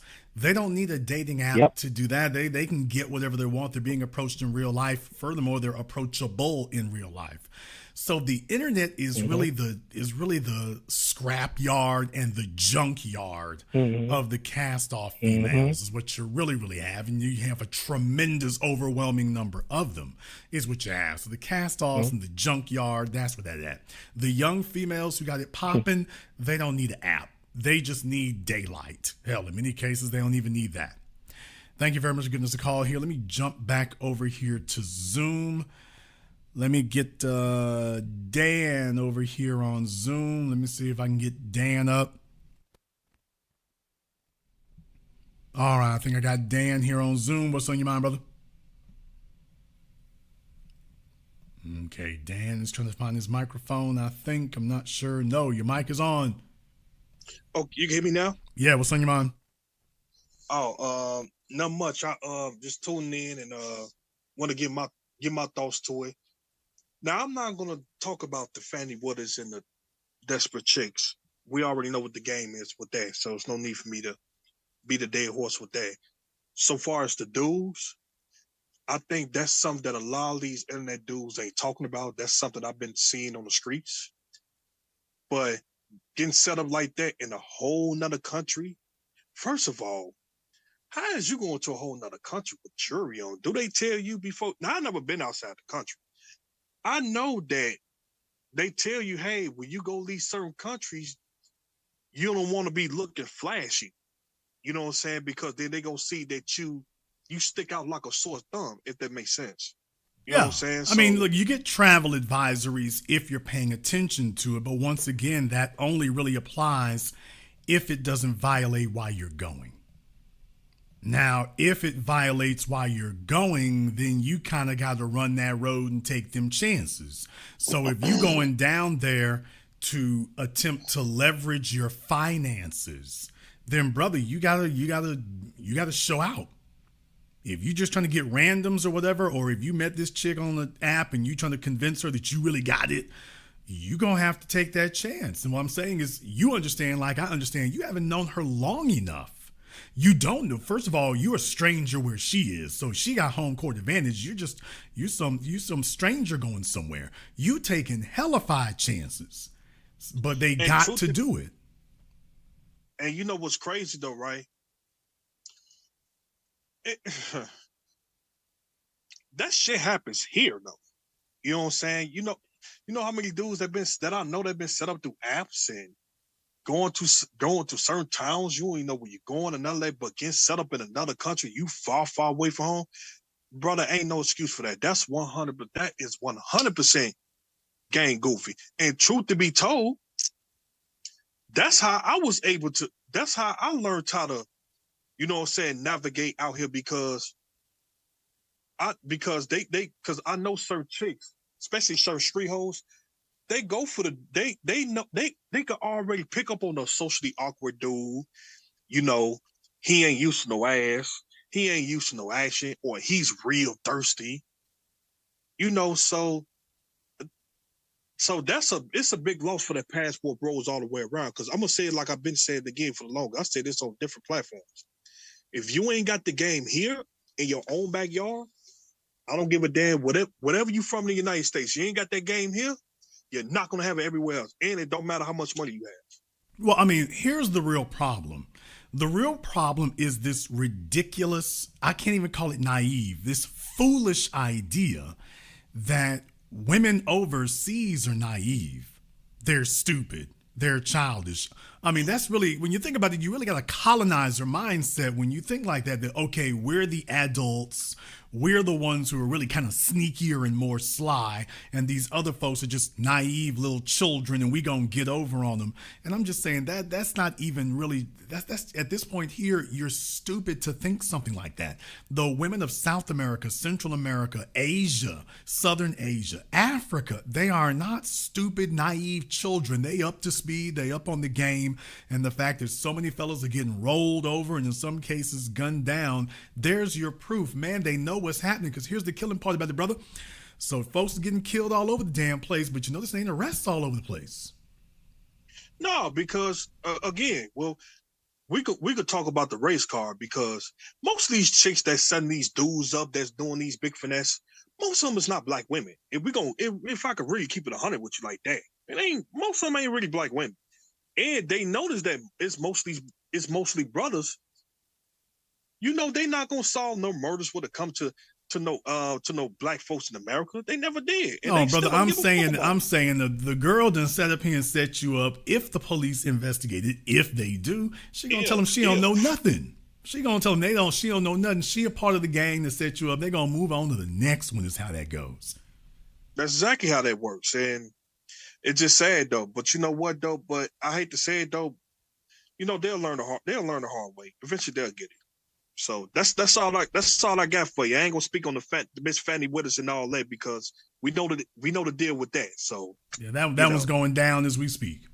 Thank you very much for giving us a call here tonight. Let me get caller from area code 470, and then I'm gonna see about getting Christopher from Dominican Republic. You're on live with the business. What's your name? Where you calling from? Hey Jason, can you hear me? Yes. What is your name? Where you calling from? Hey, this is Joe calling from Atlanta. I'm getting ready to take off on my flight. That Nakia is flying me out to take me on a cruise. So. Oh, okay. I was about to ask you, are you with Fanny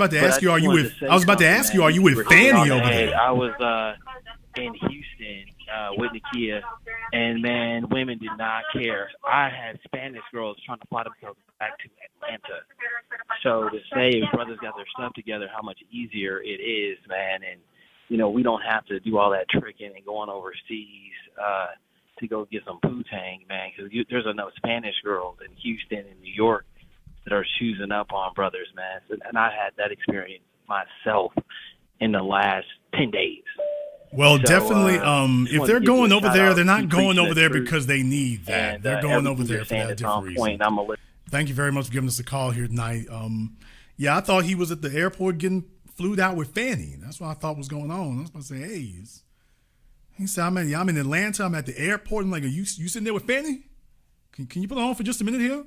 I got just one or two questions. Just one or two questions. Just one or two. Let me get Christopher from the Dominican Republic. Go ahead and see if we can get that up. Christopher, give you a few moments here. It says he's connecting his audio. He's coming from a long ways away, so I'll give him a moment here to see if he can get that going. At least that's the idea. Okay, there you go. All right, Christopher in the Dominican Republic. What is on your mind? Okay, we don't hear you there. It says your mic is on, at least it should be. Check your audio inputs, Christopher. Check your audio inputs. Check your audio inputs, Christopher. We can see you, and you should have your mic on, but you probably don't have the right audio input for it. So if you got like headphones or something. No, I don't have no headphones on. Okay, you got it connected now. Okay. Hey, so I hear you guys talking about overseas traveling. I'm not part of the Passport Bros or anything, but I'm a veteran over here in Dominican Republic. Been living here for the last couple of years. Yes, we do have a few knuckleheads online talking about the prostitution and all the stuff that's happening, but there's a lot more happening here with us. Two of my guys own buildings. We're like a veteran group that we all share information. I get the best medical care over here that I could ever get. I just came from a back surgery, and I had to pay anything through the VA over here. But in the States, it would took me 2 to 3 months to get that kind of service. So if the medicine over there is better, why are there so many people leaving the Dominican Republic coming to America? For money. Well, the Dominicans are coming for money. Americans are coming here for the easy access to women. Okay, but that's not what I asked though. Second try. Let me try this again. The Dominicans are not. If they're expatriates of the Dominican Republic, if the healthcare over there was better, they would just go back over there for healthcare. They never do that. No, there are no Dominicans leaving New York to go back to the Dominican Republic for healthcare. No, this is an American thing. The VA pays for our medical. Okay. So it's like a subcontract from the Americans. So we get American treatment. It's just here in DR. Right, but what I'm saying is, though, that's not the reason for doing so. You're not down there because you're getting great medical care. You're down there because of your convenience of being able to do so. But it's not about the quality of it. That's the point I'm making right there. If it was a qualitative difference, then they would be leaving from New York to come down there for their health care and then go back to New York City because they come down there to go see their kinfolk all the time. They go visit the kinfolk, but they don't go to the hospitals. See, they're not veterans, and they can't get. See, I get a massage every day. It costs America, the VA, $800 every time I get a. Every time I get a massage, it costs $800 every day. Okay, are you married down there? No, sir. Okay, then what's the point? Oh, no, I'm chilling. I'm living life. I'm living on the beach, so I'm just living my beach lifestyle. That's all. Okay. Enjoying life. Right. My point about it here is we hear a lot of tall tales about investment down there. We don't see nothing. Oh, no. I tell you about that. It's hard to get something. You'll get scammed in a minute, especially being an American. But there are a few brothers who are building down here. Yeah, we hear tall tales about that. We don't see nothing. All we hear is the same line given by dudes over the internet. No magazine articles, no investment firms, nobody coming back here with a lawyer verifying any of this. Now, there's white men on YouTube. Y'all keep saying that. Nobody shows any proof of anything. So until y'all can bring that, we can't take it seriously. Right. You got to have some documentation. We need more people. Yeah, I just know a couple guys who has 2 buildings. Apartments and building more, but it is in a white area though. So okay, well, until we see some documentation of it, it didn't happen. I hear you, brother. I hear you. I understand. But yeah, so I heard you guys talking about overseas. I'm like, what y'all talking about? I'm living great. I don't have no issues. I mean, look, the bottom line is, I suppose if you're retired from the military and if you're willing to give up the amenities of being in America so you can go live in some faraway place, I mean, if that's really what you want to do, You know, go ahead and have at it. But the bottom line is, if it's an extended vacation, that's great and everything, that's cool. But they're not power brokering down there. They're not building some enclave of empowerment. It ain't popping. It's an extended vacation for some retired dudes. Correct. And the reason that can't really happen because they'll sabotage you in a minute. They ain't gonna let you come up over there and get money like that. They're just not gonna do that. They'll let white people do it though. They will. File a lawsuit. Let brothers do it. File a lawsuit. Yeah. File a lawsuit. Right. The law don't work like that down here. Exactly. It doesn't work like that down here. You got to pay people to get stuff done, period, even if it's their job. So that's just, they're very unprofessional here. I accept that. But we learn how to move through that. And, you know, we stay under the radar. We don't cause too much trouble. But there are some guys down here who put stuff on YouTube. You know, they're talking about one particular place that has all the holes in it. But this island is huge. So it's not all like that. Well, here's the problem with what you just said there. You said we were doing our thing, but we're staying below the radar. Here's the problem. You can never have empowerment if you got to stay below the radar. Correct. We're not trying to get empowerment over here because they won't allow that. They just won't. But as a group of veterans, we stick together and we party ourselves in our own separate places. We don't really mix with the locals like that. So, you know, that's the good thing. We do communicate more over here than we do in the States. That's one thing we do. We're come to the Dominican Republic where you will not be empowered. That's a hell of a sales pitch. Hell of a sales pitch. Hell of a sales pitch. I got to hand that to you. I hear you, Jason. I hear you, buddy. I mean, I hope you're enjoying yourself, you know, and everything, but that's a hell of a sales pitch. That's a hell of a sales pitch. You're right. It is, but I am enjoying myself, and there's a lot of brothers over here who are not just with the women, but just for living in, you know, and being in a better environment. You know, so far I've seen a lot of promoting females. I haven't seen one lick about promoting socioeconomics. And what I'm saying is, without that, the women are useless. The women are worthless. If all the sex in the world is worthless, if you can't be a man who is empowered and respected, the women are worthless. Yeah. Well, I get this respect. Of course, our money gets a lot of respect here. So the money gets the respect, but the men holding it don't. Right. The white men on the money get the respect, but the black man holding the dollar doesn't. He got to fly below the radar and keep his head down. It might as well be Selma, Alabama, 1942. And look, here's the reason I think that is. The Dominicans look at us on film and they see us getting beat down in America. So they don't treat us like they treat the white people. The white people, they smile and cheese and, you know, act like they're, you know, God and everything. But they treat us a little different way. Okay, well, brother, let me clean that up for a minute here. I'm from Shreveport, Louisiana, and I have absolutely no problem pulling Dominican chicks' attention all over New York City. So I don't know what you're talking about how they see it differently. That's never been a problem either in New York or the DR. That's not where the issue comes from. The issue comes from whether or not they're accountable to these other people. Because the first thing you see down there when you get off the airplane is them three white men. The statue with the three white men, that's the first thing you see. So what I'm saying here is that if they're accountable to the white ones down there, that's going to be your stumbling block. But as far as man to man, that I don't know what you're talking about, bro. I'm seeing it totally different. Bro, I had no issues in the States either. My ex-wife was a top model, bro. For real. I lived all over the world, actually. I lived in the Philippines when I was 19. I traveled in the military and also as myself. I've been to all of the major continents. So, I mean, this is just a stop for me to go somewhere else, you know. Well, enjoy yourself down there and stay safe, bro. Thank you very much for giving us a call here. Yeah, I mean, come to the Dominican Republic when you don't expect to be empowered. That's for the white men. And come on down here and lay up with some females, but don't expect to be empowered. I think you can hold on to that. Let me get a caller from area code 323. You're on live with The Business. What's your name? Where you calling from? Hey, good evening, big brother Jason. This is brother Elijah calling out of Philadelphia, Pennsylvania. Brother Elijah out of Philadelphia, what's on your mind?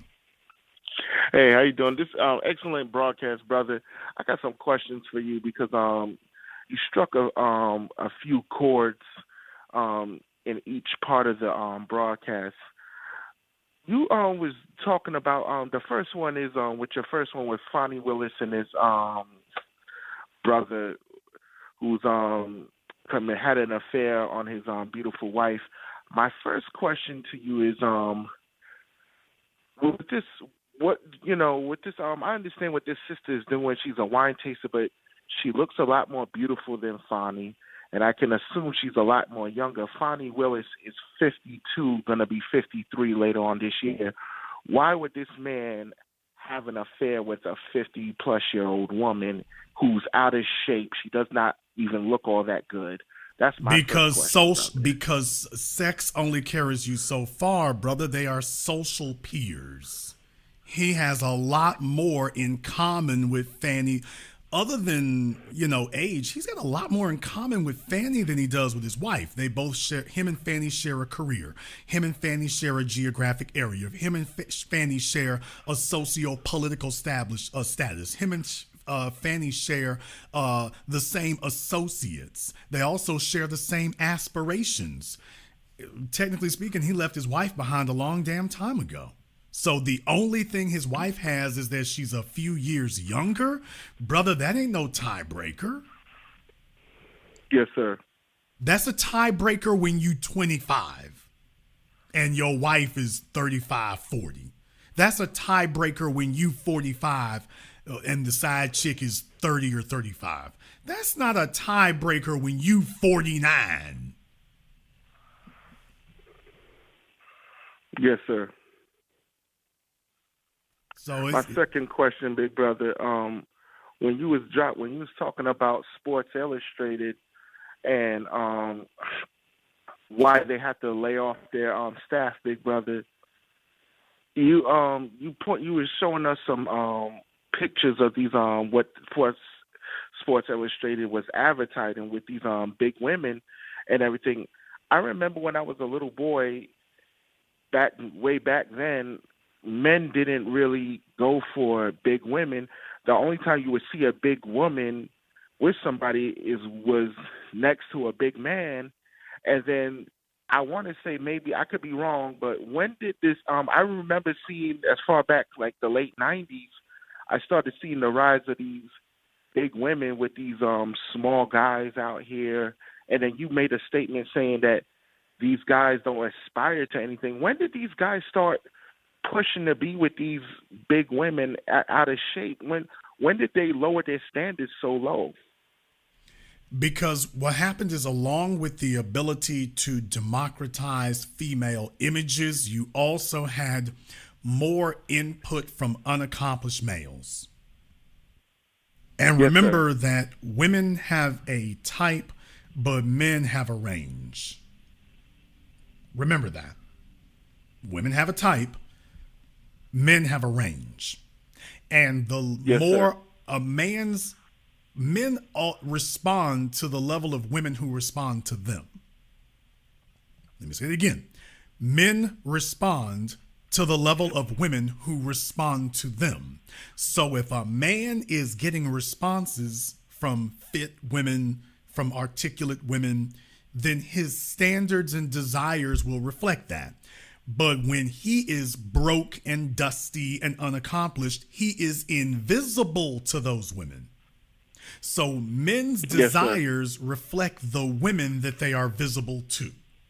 If he's invisible to the really desirable women, he's fresh out the pen, he only has low-level options in women, well, guess what he's promoting? He's promoting the women who actually see him, not the ones he wished he were visible to. And that's universal. Yes, sir. That is universal. If a man is visible to high-income women, his desire is for high-income women. If a man is completely invisible to high-income women, no matter how desirable they are, well, then he just starts sticking up with hood rats and hoes. If a man is desirable to women who are single with no kids, and no stretch marks, and no bullet wounds, and no razor cuts, then he's going to speak about them. But if he's only visible to the sexy reds, then guess what he's going to be promoting? He's going to promote who he's visible to.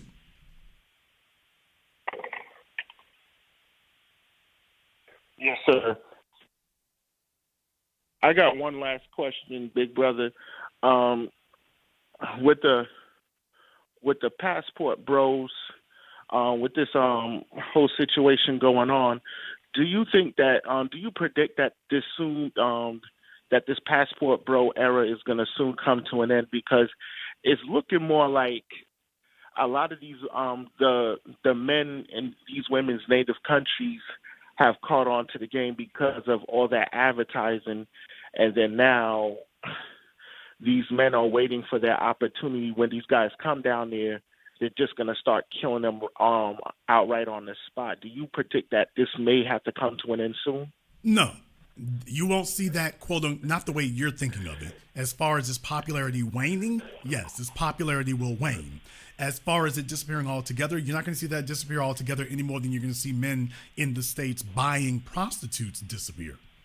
When a male is desperate and has no options, he is willing to risk life and limb for sex. He is willing to die for it. He is willing to put himself in harm's way and say, if I live through this, I'll get what I want. The alternative is death. So just remember, sexual desire is a very strong thing. It's a very strong thing, and it can't be replicated or duplicated. So you either get what you're looking for or you go without, and going without tends to drive men crazy. So the bottom line is, yeah, these fellas are willing to die in their attempt to get the sexual gratification that they actually want. And remember what I said before, you are only visible to the women who the women are visible only to the ones who are visible that you are visible to. So if he really wants an 18-year-old chick, but he's invisible to them in the States, but if that's what he really wants, he just may go real desperate and try to go find some place where he can have access or proximity to an 18-year-old where he will not be invisible to her. Although he may also be walking into a death trap. Yes, sir. Brother, thank you so much. All right, $B1 all day, every day. Peace. Thank you very much for that. B1S, because this is the biz. And like I say, definitely the females that guys express desire for are the females that they are visible to.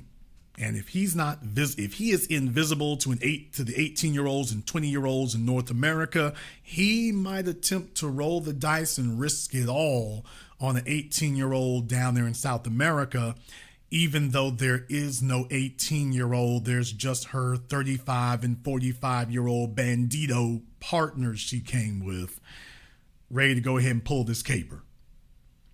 Let me go ahead and jump back over here on Zoom. Let me get my man Prince out of Richmond. What's on your mind, Prince? Jason, I want to make some things clear. I was in the military, and it's no different. Can you hear me? And make sure you can hear me, brother. I see the mute button. Okay. It's no different in the United States than it is overseas. When brothers were stationed in now I want to forget, right below Shreveport, Fort Polk. If you go off base and you go off wrong, you can come up missing. This is the same everywhere. So these guys are advertising themselves. And they're just getting set up because they're making it clear that they're coming over there tricking. How you gonna sit and expose yourself talking about, oh, I ain't for the women here? They see you coming. And then they think they're safe on these hotels. Who do you think work at the hotel? The locals. Who do you think they communicate with?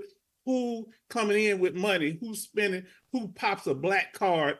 Do you think they don't share that information? No, they don't think so. They don't think so because they don't know the lay of the land. They don't know the locals, and they're telling themselves, oh, well, the dollar is superior to their currency. Therefore, I am of superior intellect to these people here. And they despise being treated like that. Whenever you go somewhere dealing with the locals and you act in a flamboyant type of way, very disrespectful. You're supposed to be low key. Number one, you don't go to these little villages. You don't go outside, and you're not even safe. If you're game goofy, you're not even safe at the hotel. Okay, now let me go ahead and step in here And like I say, I don't go into details about these kind of things right here. But anybody who's been to Mexico, y'all got to understand. There's a great piece. There was a reporter from Mexico who was talking to DJ Vlad and told him, he said about the Mexicans, he's about the Americans at the resorts and the hotels in Mexico and whatnot. And he said the cartels own those places. The cartels own the hotels, the resorts where the Americans are. They're talking about, okay, don't go outside the resorts and whatnot. The cartels own those too. There ain't nothing down there that they don't own, that they don't run, the whole damn 9 yards. Even the places that you think are quote unquote safe, they own those. They run those. They do business out of those. So they get the legal money and the illegal money. You just sitting here playing with yourself in that regard. So even if you are able to go to the 5-star hotel, you still own cartel turf. You still own criminal turf and don't understand it. You figure you at the Four Seasons and you safe. No, you're not. And that with all this poison liquor they giving out, people dying at the hotels. You got to understand something, Jason, what you do. I know you do understand. These people need to understand that when you go into these places, they keeping track of who's who, who's careless, who's up all night. They especially waste to see the people that just keep drinking and hang around the pool. That's where you're going to get got at. Hanging around the pool. And I guess this is a new thing where they're hooking up on these apps. That's a death trap. Brother, I mean, it goes deeper than that, though. Look, anybody who's been down to Miami, you see the mentality of them. Anybody who's been to Texas, El Paso, you see the mentality of them. So when you go down to a place like Mexico or Brazil, if you go down there to Mexico City, if you go down there to Cozumel, brother, if you're just standing there, just like the escorts in America at the airports, at the casinos in Vegas, if you're a guy who's by himself, they can look at you and see if you look lonely. They can look at you and see if you are square. They can look at you and see if you got wanderlust in your eyes or you're just real off recessive by yourself. They can see, the hoes can see it if they work in the casinos in America, and they can see it if they're working at the resorts or the 5-star hotels or a Tinder app down there. You easy meet. Loneliness looks the same everywhere on earth. Male awkwardness looks the same everywhere on earth. Isn't one place that looks swaggerlicious and another place that just looks awkward? Male awkwardness, male inability to communicate, male recessiveness to be able to engage females, that looks the same everywhere on the planet. See, Jason, you know what happens everywhere on the planet. If you're coming down to Texas, Jason, you've come a few times. I'm sure you've probably been to Houston just as well as Dallas. You know you have to move a certain way. These guys come and you're going to come to Fifth Ward. I'm going to go to a bar at night. And you don't know nobody. You just going to roll up. That's not how that works. Everybody going to know you're not from there. The first person that's going to say something is the women.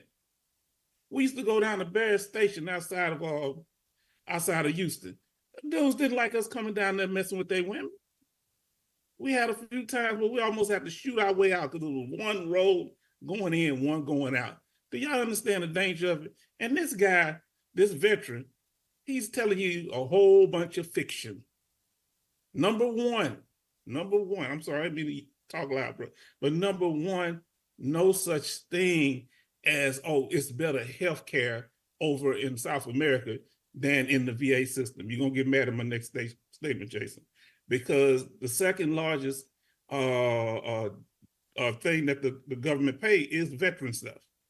It's for our VA, for all our stuff.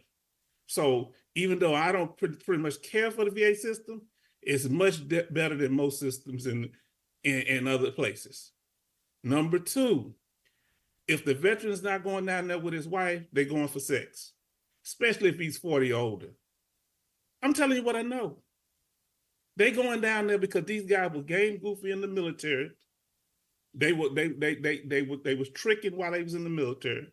These are the guys that would sell me there back then with VCRs because they wanted to go get with the prostitutes. This was the same in Europe. They had the wall over in Europe, okay? And it was in Nuremberg. And the issue there They made sure, though, from what the guys were telling me, I never went because I ain't gonna pay nothing for nothing like that. But they said that the women were older. They were, I guess maybe in their 30s or older. They handle a whole bunch of young women now because that would be an issue because it's illegal over there in Germany. People don't know that in many parts of Europe. And these guys would spend all their money. There's some guys that couldn't tell you what Europe or Germany or France looks like because they spend most of their time in a bottle or in a brothel. When I traveled to Sweden, I went through Copenhagen. I was by myself. On my way back, I got on a ferry. The train got on a ferry, and I got off the train and went up on the ferry while I was there. Young lady, very attractive white woman. I'm not a white woman kind of guy, but she's very attractive, my age, probably about 20 years old. She walked up and asked me when I got off the train, when I got off the ferry, did I want her to take me anywhere? I said 3 words, no, thank you. And I smiled. Because that movie Hostel is kind of correct, you see. I know a lot of people was coming. And do you know if that many people, black men, I mean men in particular from the military, they would have the whole base, all the bases in Europe shut down if that many men were coming up missing from military bases. That's a thing.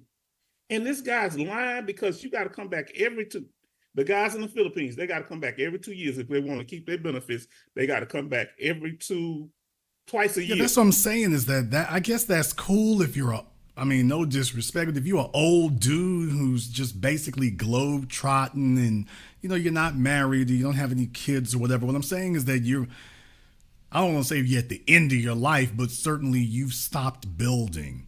You're not pursuing anything. So like I say, if you're on an extended vacation, well, yeah, I guess if that's all you want to do. But what if I'm not ready to retire? What if I'm not looking for an extended vacation? What if I'm not at the end of that? So I'm just saying and the other thing here is I'm just saying if our tax dollars are going to go pay for VAs to go trick off, it's like, okay, we might need to revisit that. But that's what I'm saying. If my tax dollars are going for a trick treatment because nigga ain't nobody even shot at you. I'm about to say now, we used to be talking about veterans and most of them haven't even been in a war zone. So it's one thing Only if they've been 1 out of 10. If they've been so 90% of them are out here just basically using our money just on standby. So I'm like, okay, we might need to revisit this. But my point is, just an extended vacation, that's not really what we're looking for. I'll let you have the last word. Yeah, Jason. So really, I want to ask you about this Fanny Willis thing. Are you saying that the producer now is the prize, the man is the prize, Jason? Well, I think it's always been that way. Assuming on the quality of the man. But also the other issue is, also looking at the quality of the female. Because True. That's very, very important as well. Because, it's not just about the guy itself. You got to take a look and say, okay, what are her options? Because there's the real thing about it is, look, a woman does not want to be with a man she got to look down to. She doesn't want to be with a man she has to look over at. She wants to be with a man that she can look up to. And at the very least, where she is, this guy's basically, for her to risk all this right here, he's obviously the best she feels she could do if she's willing to do this. So that's the way it always is. So going forward here, because here's the real thing about it. This dude is still working. He's still out here throwing elbows. He's still out here making things happen. He's still competitive. Yes. So as far as among the competitive men, the whole point of being competitive is it indicates one thing. You haven't peaked. That is what engages female interest. It's also what disarms hypergamy. Now, the problem is if you go marry a broad, guess what you just did? So now you've made out her things she got leverage. But all things remaining equal, for Fanny, he's still got upside to him.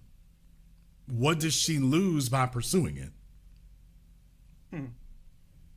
What does she lose by pursuing it?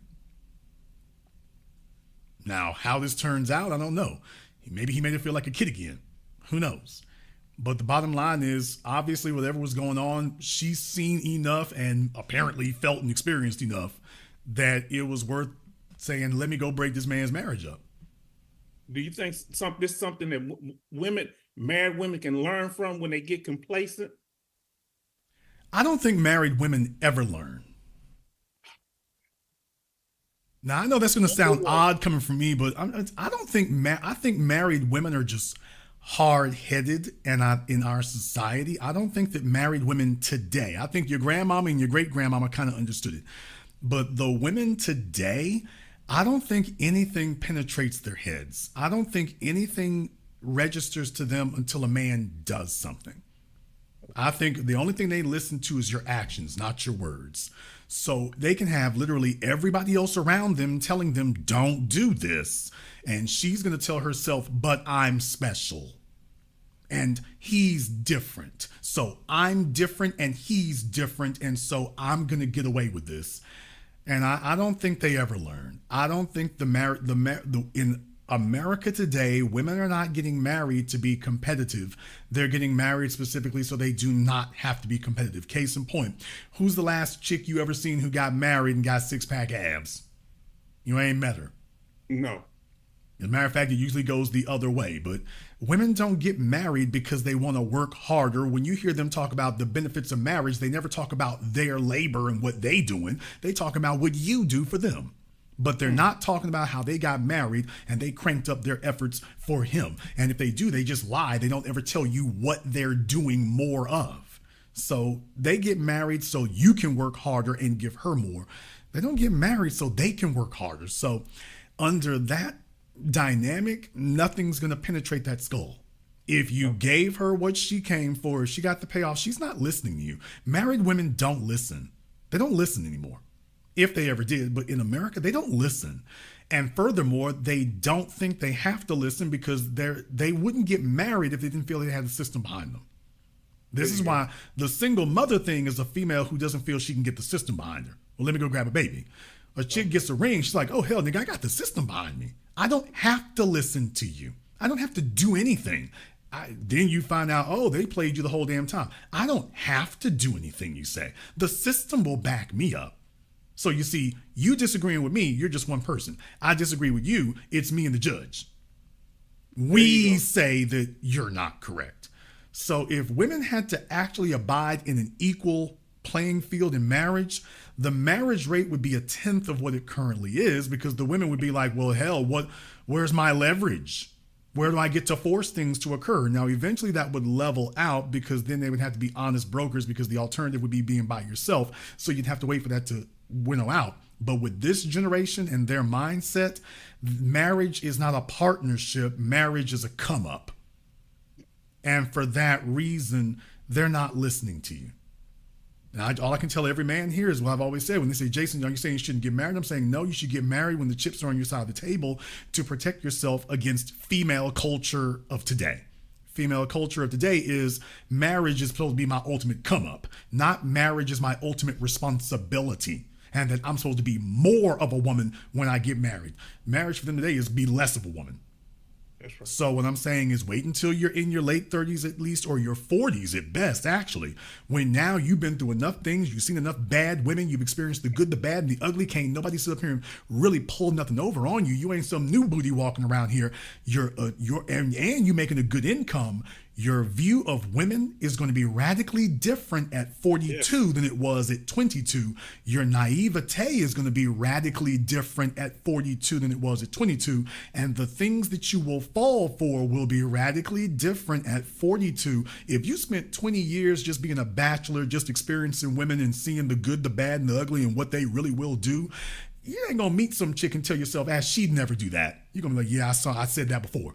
And you will be far less likely to walk into a bad situation and far more likely to prepare yourself and protect yourself, and you will be happier with it as a result. Because the bottom line is that marriage today is a setup where men are made to give 100% commitment, and the women are told you can back out anytime you want to. And what I'm saying is men have to protect themselves against that cultural dynamic. If you do, it turns out a lot better for you. Okay. Thank you very much for giving us a call. Let me jump back over here on the phone lines. Let me get caller from area code 412. You're on live with The Business. What's your name? Where you calling from? Good evening, Jason. This is Robert calling from Pittsburgh, Pennsylvania. I am glad your discussion today illuminated how these passport brothers / gasmen are thinking with the wrong head. Brothers, wake up and come together to promote brotherhood and create something to help our young generations. It is more than sex. People all around the world are laughing at black men who are not putting their energy on stopping gentrification, genocide, and low organization group economics. Put the sexual energy you have toward rebuilding our community.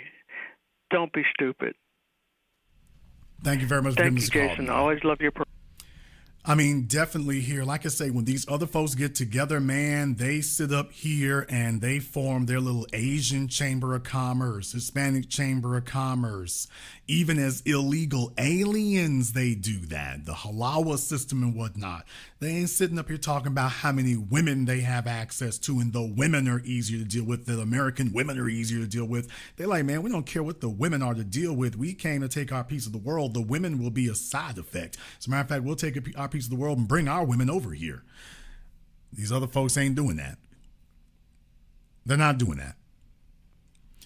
Let me get caller from area code 510. You're on live with The Business. What's your name? Where you calling from? Caller from area code 510. You're on live. Last try. Oh, yes. Hello, Jason. Yeah, this is Dango from California. Okay, Dango from where in California? San Francisco. All right, Dango from San Francisco. What's on your mind? Yeah, so would you say that you would be against brothers going overseas? No, sir. I would not be against a man going anywhere on this planet that he wishes to go. So I am not against it. I'm not here to snatch anybody's passports. You may go wherever you wish to go. You may do as you please, and you are free to go as you want to. You're also free to accept the consequences of attempting to do so.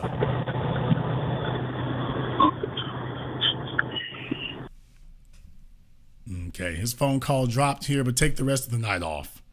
Let me get caller from area code 407. You're on live with The Business. What's your name? Where you calling from? Yeah, this is Ben from Atlanta. Ben from Atlanta, what's on your mind?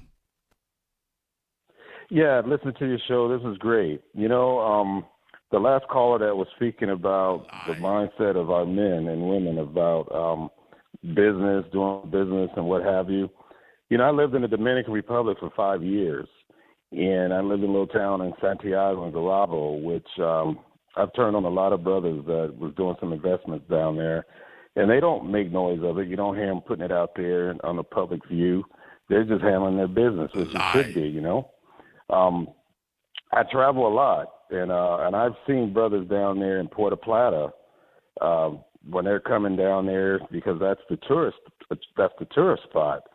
And they're down there just throwing money around as if it's growing on trees. But, you know, those are the weak-minded men that's in our community that don't know, have substance about, you know, what am I supposed to do? They seem to think that it's just, you know, I've got access to these women, but it's not what you think. They're just down there throwing money around to have access to the women and for sex. And just the small minds, which just gives us a bad look, you know? There are no black men who own anything of significance in any of these places, anywhere. Folks need to stop telling those lies and those made-up fairy tales about that. It ain't there. It's not happening. It's a lie. Period. Point blank. End of discussion. Number one, they would not allow you to do such a thing. But number two, if they did, we would be seeing it. They wouldn't have to tell us about it. We'd be seeing it. Because eventually business becomes so large that you have to recruit other people into it. So we would be seeing it if it were. There isn't anything. Just a bunch of fellas telling tales. And what they really need to understand is they're destroying their credibility every time they keep repeating that, because all you have to say is, by the way, show us. Ooh, we getting things done. We keeping it low key. Then you're not getting anything done if it's low key. By definition, it's not. All right. Right. You know, you made a point about the women of other countries. They're on top of it. They know what's going on. They're not naive. So when Americans come out there, they know what time it is. So you're not pulling the wool over their eyes. They're already on top of the game. And I say that because, like I said, I travel a lot. I spend a lot of time in Africa. They know about it. Even in the Caribbean countries, they know about it. So the brothers out there don't think that you're going to these other countries thinking that these women are naive, because they're not. They're not looking for women. I mean, there may be a few of them telling themselves the women are naive, but we need to just be honest. These guys are sex tourists. There are no naive women on the face of planet Earth anymore. Not anymore. That's right. Thank you very much for giving us a phone call tonight. The world has been wired up with a telephone system now for a century. So it's an insult to people's intelligence in the 21st century to tell folks that, oh, these chicks don't know anybody. Yeah, they all know the game. They all want a Gucci bag. They all want some red bottoms. They all want a BMW everywhere you... Folks, do you think there's anywhere you can go on this planet where you say BMW or Mercedes and the female is looking at you like, what's a Mercedes? What's a BMW? I don't know what that is. You know how stupid you gotta be to say something like that? Caller Mary code 808. You're on live with the business. What's your name? Where you calling from? Chrissy out of DC. Chrissy out of DC, and what's on your mind? Say that again? What is on your mind, such as it is? Oh, so I just had a question. My thing is, how are the men getting caught up in these situations? From what I hear, y'all have a lot of or good discernment, and I guess like y'all are so smart, and the women are not at your level. So how are y'all ending up in these situations with women that you then have to complain about? Like, how are you not just completely 100% avoiding that? I don't get it. Okay, define the ones you're complaining about. What does that mean? Huh? What do you mean by women you're complaining about? What are you referring to? I'd seem like you're kind of complaining about women, like this entire broadcast, a specific type of women. How is it that the men even get into situations with these women if you're so smart? I don't. Okay, ma'am. Well, ma'am, that would be what you just said is as silly as saying, how did you get your house broken into if you're so smart? You don't pick that. You guys are picking these women that you're with. You don't choose to have someone come rob you. You pick these women and then choose to complain about them later. No, ma'am. You can say you choose the women, but the issue is that all women are the same. You said all women aren't the same? No, ma'am. Open your ears. Women are the same all over the world. So apparently this is your first time being informed. Apparently this is your first time of being informed of that very simple, basic biological and social fact. But women are the same, basically. Right. So how do you guys keep getting caught up with these women who are... I just explained. I literally just explained it to you, ma'am. Let me say this a third time. Women are the same. Is there a part of that sentence that you don't understand? Ma'am, is there a part of that sentence structure that you did not understand, or a word in there you don't understand the definition of? Women are the same. No, I comprehended it. But if you know what you're looking at, how are you then getting fooled by it? Ma'am, who said you're getting fooled by it? I mean, you guys are always complaining about women, so how are you? Ma'am, ma'am, do you not understand that there's a difference between having a complaint versus being deceived? Did you not know that those are two separate things, or were you just now informed? So I feel like you have to have Ma'am, that's like saying you bought a car and then you complain about having to do repairs on it. That doesn't mean that you were Why did you not get the Carfax? Why did you not review the car? No, ma'am, you can buy a new you can buy a new car. Are you guys not doing that? Ma'am, apparently you don't buy cars or bicycles. You can buy a brand new car. Eventually it will need repairs. Did you not know that? Okay, I mean that's typical maintenance. Okay. That's not what you're saying about women. Of course, thank you, but nobody likes to do maintenance, ma'am. Did you not know that? Yeah, but Ma'am, were you unaware that nobody likes to do maintenance, ma'am? No one desires to do maintenance on a car. Were you unaware of this?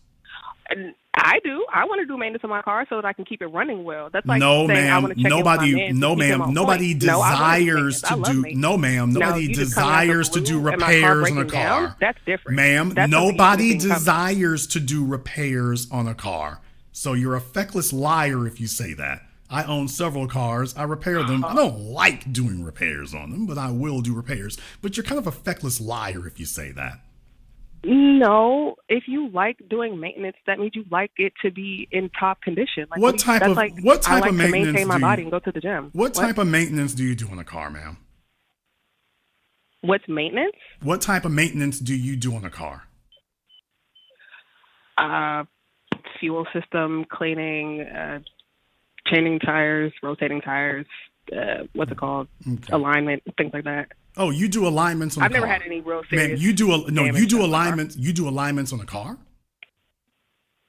I mean, not personally. I will take it somewhere. Okay. Oh, so you don't do any maintenance then? Oh, me personally? No, I did. Last year, I changed my oil. Thank you very much. What? And it was a good time. It was a good experience. My dad helped me. I'm sure your dad did the changing of the oil. As I said, liar. He absolutely didn't. He didn't do any of it. I did it all myself. I looked it up on YouTube. Lie. What kind of car do you own? Absolutely not. What kind of car do you own? It was a Mazda 3 2016. Oh, good. What size is the oil filter? The oil filter? I don't know. I was told them my old car. Where is the oil filter mounted on a Mazda 3?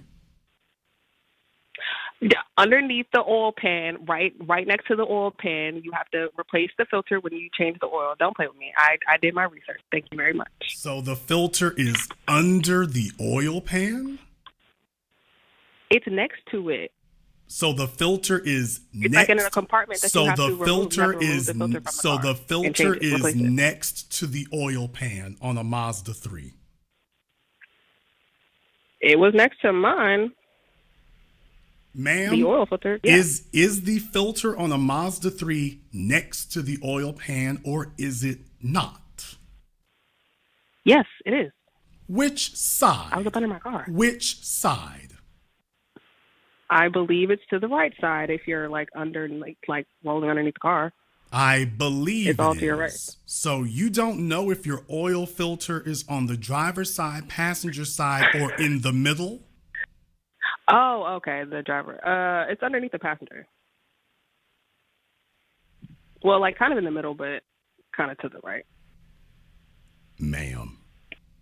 And I'm just going to let with everyone here, you can go to Google right now and decide if what you just heard was a credible explanation. And I'll just leave that at that. But she loves doing maintenance on her car. Yes. Now so I you know all can go to you all can compare what she just said. I don't like having a conversation with my husband because I don't care what is going on. So you all go compare what she just said and go to Google and get a diagram, and you can see where the oil filter's actual placement, and then you can decide if what you just heard was actually a credible explanation. In any case, I mean, sir, ma'am, I changed my in any oil case, one time on my car. Okay. I just wanted to ma'am, I'm moving on. I'm moving on, ma'am.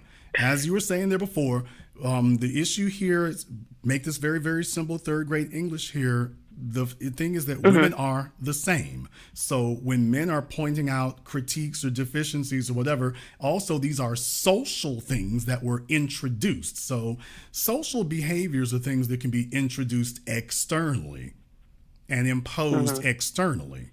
So it doesn't need that. The social things can defy biology, can certainly defy normal biology. It certainly can defy that.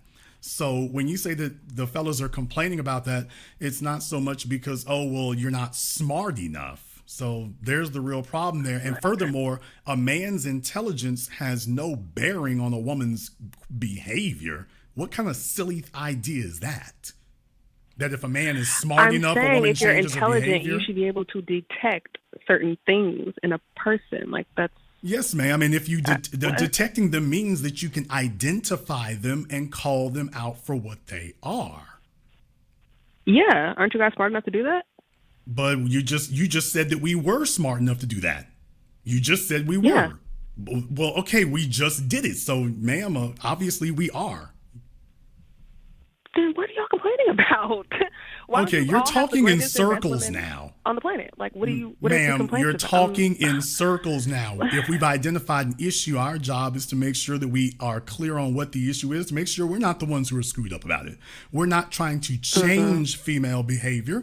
We are simply operating within it. So maybe the delusion you're operating under is that we're saying these things for the purposes of changing female behavior. At no point have I ever said a word about changing women's behavior.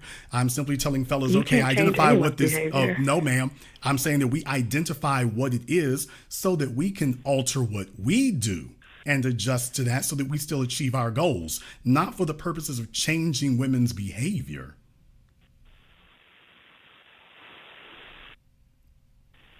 Yeah, that's the part that sailed over your head. Is we're not trying to change women. We're pointing out these deficiencies and problems so that men across the board can adjust what they do to deal with women.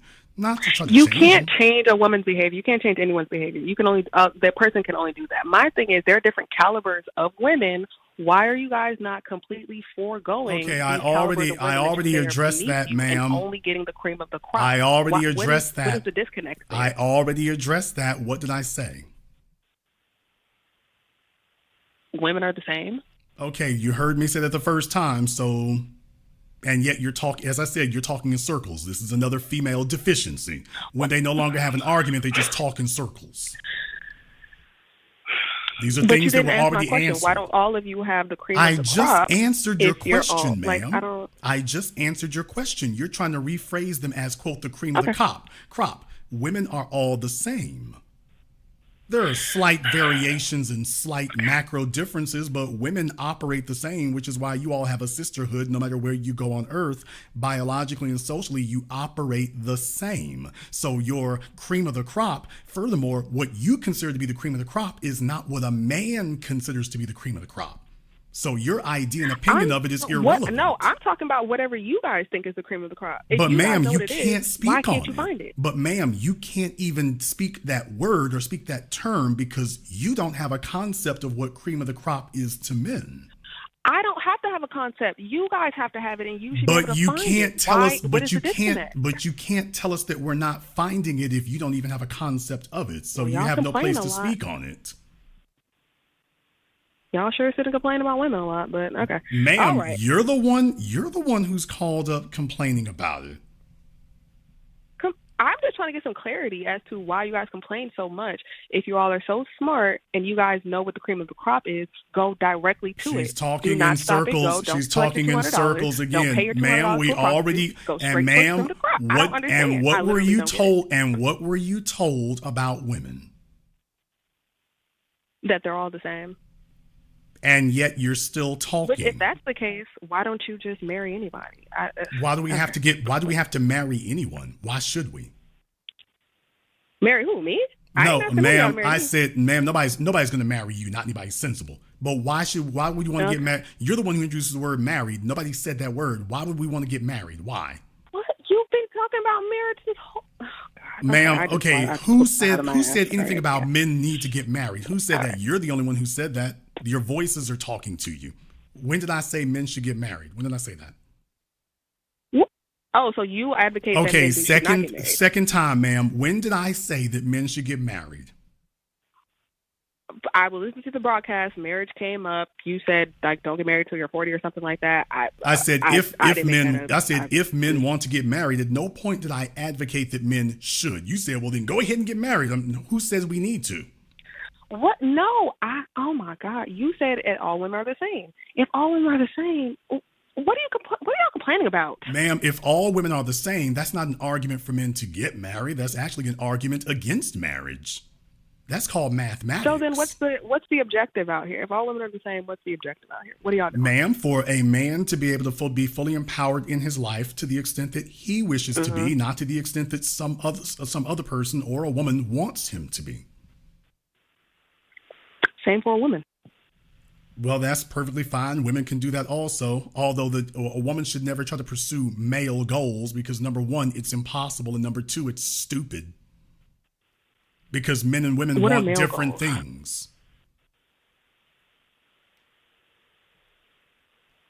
Now, in your house, I'm sure the women want the same thing the men want, but that's just dumb. Men and women want different things.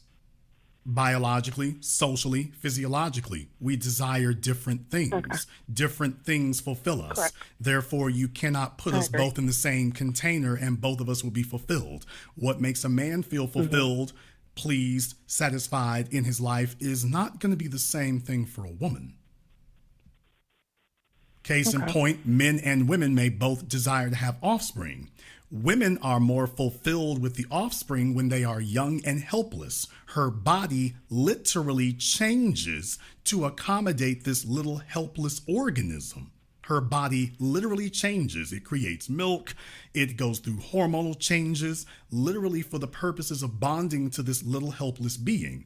Men, on the other hand, it happens for us once they get mobile. When the child becomes more independent, that's when that happens for us. And the women have to actually separate themselves, which is why single mother culture is such a bastardized corruption in society, because women left to their own will keep infantilizing the children and will not allow them to become independent. Whereas for men, the bonding process is with them when they become independent. So both of us want offspring, but we both want them in different ways. What fulfills a woman with an offspring is not the same as what fulfills the man with it. The woman likes the dependency, the man likes independence.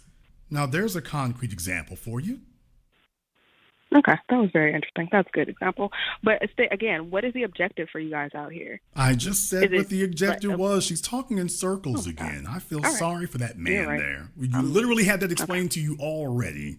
And then she said, well, what do you want? And then I just gave her the example of we want different things. And now she's going right back to ask the same thing again. Okay.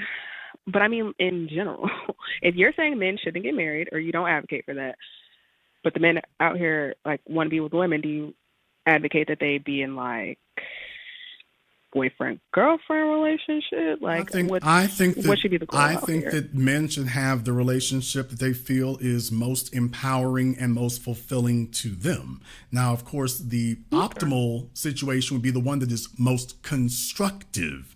In the words of our brother Neely Fuller, you certainly, when you get into a situation that is destructive, now you have a problem. Marriage potentially is constructive, although the way it is used in America, it's more likely destructive. So unless a man can put himself in a situation where the marriage is constructive, I'm not going to advocate that anyone, male or female, enter into a destructive situation. Mm-hmm. So the reason why a man should wait later is because, unfortunately, you live in a matrimonial predatory environment. But a man is a lot better able to navigate that predatory environment when he gets older because he's been in a number of predatory environments. And this is just another one. So he can approach marriage from an advantageous position, not an emotionally invested one where he's telling himself the goal is to get married. No, the goal is to have a fulfilling relationship that you can control and be empowered in. Marriage is just another one. Like your job, like your family, like buying your house. This is just another one, and you don't go in making a bad deal. Mm-hmm. And by the way, if you were married, you know all this. Well, I am not married, obviously. Well, okay. She implied earlier she was. She implied earlier that she was. But okay, fine. Glad we cleared that up. If you listen, this will help make you this will actually make you a better wife. Well, first of all, I can, you know what, I'm going to just go before these people in these comments start talking crazy about me. Well, thank you. I appreciate the clarification. You actually did clear up some things for me. Thank you very much for giving us a call tonight. There is nothing wrong with being married so long as it is a constructive situation. A lot of fellas out here, I dare say most males out here, they're entering marriage at a disadvantage, and it becomes a destructive situation. Case in point, more than half the marriages end in divorce, particularly if you're counting first, second, third. If you're counting over the course of 10 years, the majority of these marriages end in divorce. 80% of them are initiated by the very women that this man ignored all his friends and family telling about. Why? I'm just not going to advise. I'm not saying a man shouldn't get married. I'm just saying, by the way, like anything else, there is a correct way or an advantageous way to approach it. And then there's a reckless way to approach it. But this idea that that's an onus on us as men, actually, no, it's not. We have a much longer runway than females do. Though women need to get themselves aligned mentally and emotionally so that men are willing to extend themselves and risk themselves in marriage. So you're projecting the female pressure and the female urgency onto men, where we don't have the same urgency. As a female, you're the one with a limited window to create a family and procreate. That's your urgency window, not ours. And the problem that we have is that in the gynocentric culture, you're being conditioned to think that, oh, well, we all are having the same urgency. We all have the same issue. No, we don't, actually. No, we don't. And I'm just saying, let's clarify that. And that's not a complaint. That is simply informing. Hey, this is the situation. This is what's going on. This is what's happening. These are the adjustments that as a man you should make so that you can remain happy and fulfilled in your life. Or don't. You can do that too. You can just believe that, well, the women are operating in good faith and the society is operating in good faith and the judge will take care of you. No, he's going to take care of you all right. And that what happened to your friends, well, don't worry, that won't happen to you. You'll be okay. I'll be all right. Caller from area code 718. You're on live with the business. What's your name? Where you calling from? Hey, Jason, it's James Mitchell, the rowdy New Yorker. You know who I am. I'm from New York, but I'm out here in Pennsylvania. All right, James, what's on your mind? Congratulations on that 150K. I'm just calling up because I made a remark about Fanny, my opinion about Fanny Willis. I was just disappointed about, all this information, this news that's coming out about her. And the way I feel personally about her and about all of us, I want all of us to succeed. Those people, who they are, they don't want us to succeed. They don't want us in these jobs. They want us to be at the bottom. They want us to fail. I got to tell you here, I have a disagreement. I have a disagreement there. Okay. You said, I want us all to succeed. I don't want us all to succeed. I don't want all of us to succeed. I don't want Clarence Thomas to succeed. I don't want him. Yeah. I don't want him succeeding. Yeah, collectively. I don't want Jason Whitlock succeeding. No success for him. No. He can no. So I gotta tell y'all, all your skinfolk and kinfolk. So just walking in the door, I actually don't want us all to succeed. Not really. How about that one down in South Carolina? What's his name? Clyburn? Clyburn, Daniel Cameron over there in Kentucky. So truth be told, it's like I want us all to succeed. No. Actually, I want more of us to fail. Actually, there's a few more of us who need to fail is what needs to occur. So. Yeah.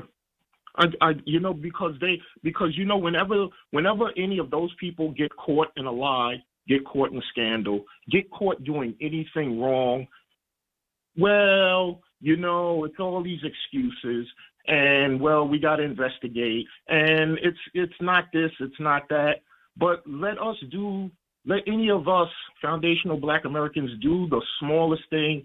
The media is all over us. Well, here's my point about that, though. I'm disappointed. Well, here's my point. I'm not disappointed because I can only be disappointed. Well, slow down. I can only be disappointed to the extent that somebody surprises me. And here's the problem. I am not the slightest bit surprised to find that this woman this underhanded woman is just as slimy and grimy as her behavior showed it was. She came in the front door. She's letting suspected white supremacist cops off the hook and immediately starts throwing RICO charges at every black male she can. That takes a certain type of person. That's a certain type of individual to sit up here and do something like that. So when you take a look under the cover and find out, oh hell, she's grimy on a whole different level. Well, yeah, but she's been outrageous on a whole different level too. So how you do one thing is how you do all things. That's the difference. So I couldn't, in my opinion, I couldn't possibly be disappointed or shocked. The only thing that would surprise me now is if Nathan was the only one. If this was the only guy she tried this with, that's the only thing that would surprise me. If they don't uncover more people, if they keep looking and if they don't find another couple of dudes she's done this with, or females it could be, if they don't find that, that would be the only thing that would surprise me. The only thing. I'll let you have the last word. Yeah, I agree. If she's wrong and if she's dirty, and not just her, anyone. If anybody's wrong or dirty, you gotta answer for it. You gotta suffer the consequences. But collectively, I'm 61. All right, so I see how the system is rigged against us. No matter how small the infraction, it's rigged to nail us to the crucifix. But when it comes to those other people, they get a slap on the wrist. And I want us to win. The ones that are doing right, I want us all to win. Well, we got to identify those no matter first. What age. I want Jason Black to win. I want everybody in the chat to win. And my opinion, I think the only way we're going to win is if you make the Lord the center of your life. Good advice there. Thank you very much for giving us a call here tonight. Let me go back over here to Zoom. Let me get, who is this? Kareem. All right, Kareem, we got you on Zoom here. Make sure you have your microphone on. What's on your mind? Kareem here. I'm originally from Brooklyn, living in the UK in Oxfordshire right now. I just had to call in to give you a shout out, man, because, my paper's not up. I'm not there yet, but you have been a massive inspiration in my life. You posted something on YouTube a couple weeks back, right before the new year, and you were like, okay, what's the most impactful video? What do you guys like the most? And I have to say, for me, I put down what a man's money does. And for me, that was just so revolutionary because really and truly, having listened to your program for a bit of time, I have to say respectfully, I grew up with, not like a mama's boy syndrome, because shout out to my moms, she still kept me, she tried to, push me in a man's kind of way, even though I grew up in a single mom's home. But, I grew up under that influence and, I really resonate with a lot of what you said. And so I just wanted to give you a shout out. I didn't start the program at the time when it started, so I don't know what you were talking about. Obviously, I can see the title, Degrees, Careers, and Desperate for a Man, but I had to just shout you out. I'm out in the UK. It's a 5-hour difference, but I saw you alive and I just had to come on and just, give you your props still. Well, thank you very much for checking in. Keep at it here. Like I say, it's a marathon, not a sprint. So as long as you stay on top of it, you'll be on top of it. Thank you very much for giving us a call here. Let me get caller from area code 516. You're on live with The Business. What's your name? Where you calling from? Hey, Jason. This is Adam calling from New York.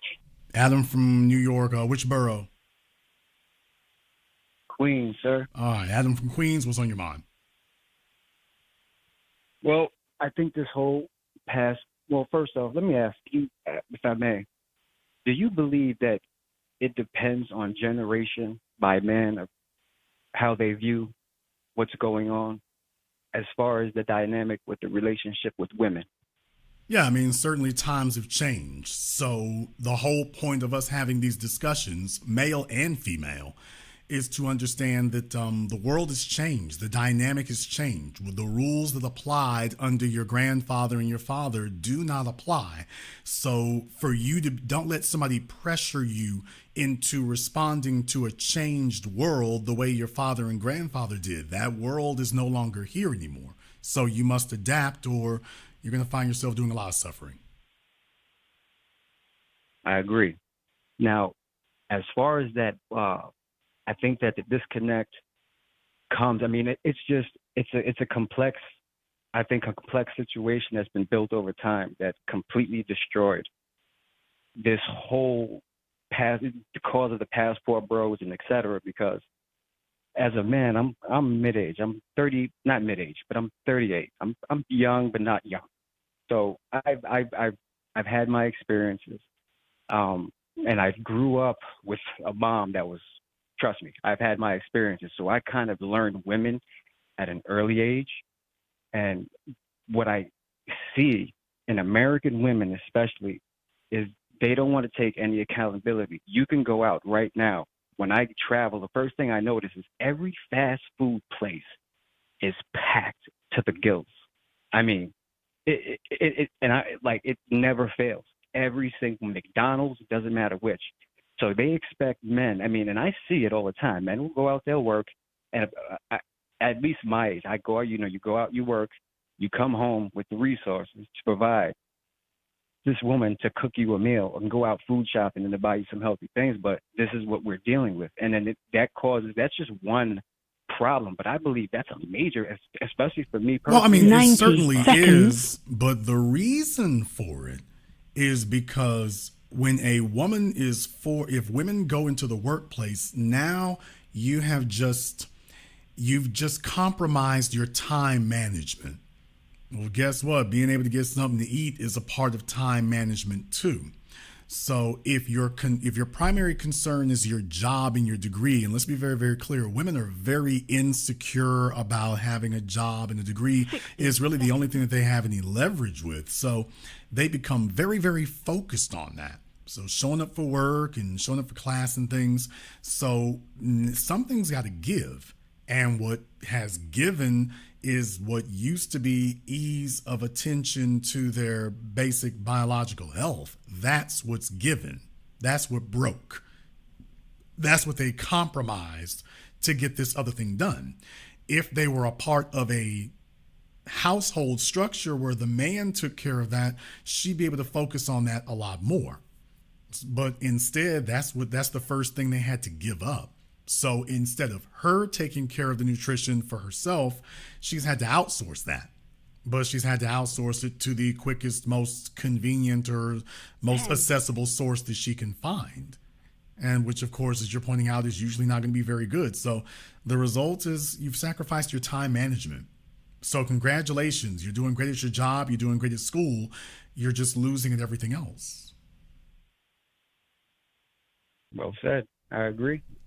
But if I may just hit on one more point, it just even that goes back to because I've been listening for a while, and I always hear, you'll get on the phone, these women will be combative, and as soon as you start asking them the questions, weight, size, what's your size, and blah, blah, do you exercise? It even goes back to the diet. So just like you said, they're compromising just more than that. And then when they get to the household, a man's not going to feel the, I don't know. Maybe I was brought up. I'm one of your favorite callers, by the way. I'm not biracial, but I'm Dominican and black. So I kind of grew up, like I said, my grandmother cooked. You can smell the food. It was a different atmosphere. And when my grandfather walked in, first thing he did was go right up behind her by the stove, give her a hug and a kiss. And it was just different. Nowadays, you just walk in, there's Popeyes on the, Well, wow. I mean, yeah, but that's also, first of all, your grandmama probably worked too. But the other thing is with the females today, they don't have a culture of self-care. So pointing to fast food is one easily identifiable flaw. What folks tend to leave out is the women today are not even doing their own hair. Now, forget just what you ingest. A century ago, Madam C.J. Walker became the richest woman in America, one of the richest people, based on sorting that out about black women being able to take care of their hair. A century later, just 1 century later, you've rolled back the 20th century and all that progress. The females today, women understood, like the men going to the barbershops, women understood that it was a signal of your self-care about yourself to go to the salon, to get your hair done. That was essential, your hair. Today, their hair, their nails, the eyelashes, the eyebrows, self-care, basic hygiene maintenance has gone out the window. So what I'm telling you is I suggest to you that your complaint about the fast food thing is actually a side effect of that, because you got to get up and go somewhere to get some Popeyes or, Whataburger or Bojangles or whatever. You see your hair every day when you get up and when you go to sleep. That's with you 24/7. And if that is being so nakedly ignored, we have a real deep issue here when the hair on your head is completely being ignored. That's a deeper issue, way deeper. Your grandmama had 5 or 6 kids and she still did her hair and her nails.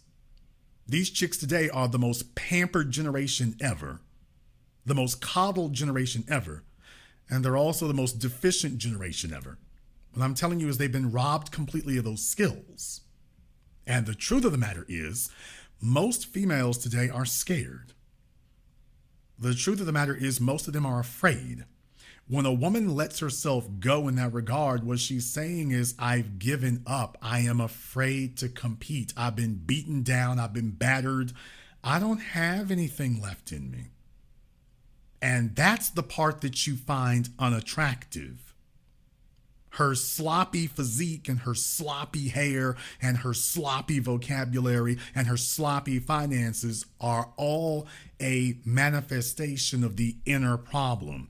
You're a person who's given up on yourself, and it shows in everything you do. You've given up on your hair. You've given up on your vocabulary. You've given up on your physique. You've given up on basic things that should be a given.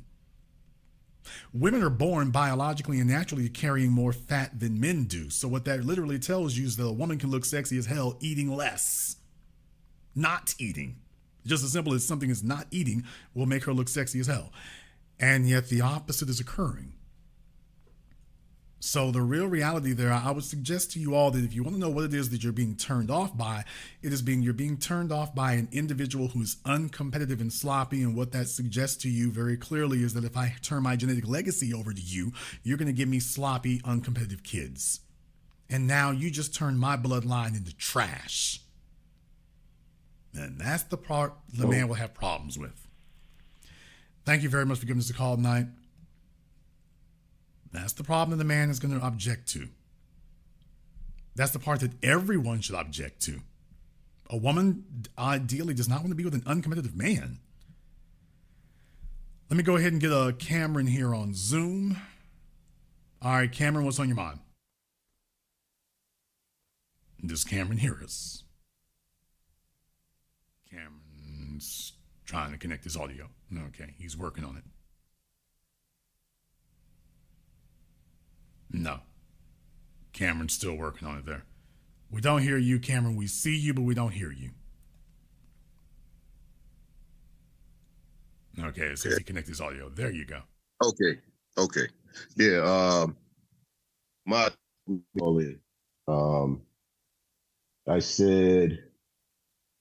I made 3 comments. One was the healthcare of the United States. One was pick time is limited, so pick one. Okay, I wasn't sure which one it was, so I was just trying to say what I said and cut to the just get to the point. That's all. I just like the healthcare thing. I'm not just personal experience. I'm not a fan of healthcare in the United States. There's other places. They're not necessarily like I wouldn't go to Latin America like the guy was talking about. He gets his VA healthcare down there. Good for him, but like no, people go down there and die trying to get BBLs and stuff. But at the same time, like there's other places though, like over in like I mean, I've lived in Japan, South Korea. I think Thailand is ranked higher than us in healthcare. I think that they approach healthcare differently. Okay, well, but understand what you're saying is something different also. So what you're not saying is healthcare. What you are saying is cultural health. Because the places that you name, for example, the staples of their diet are different from ours.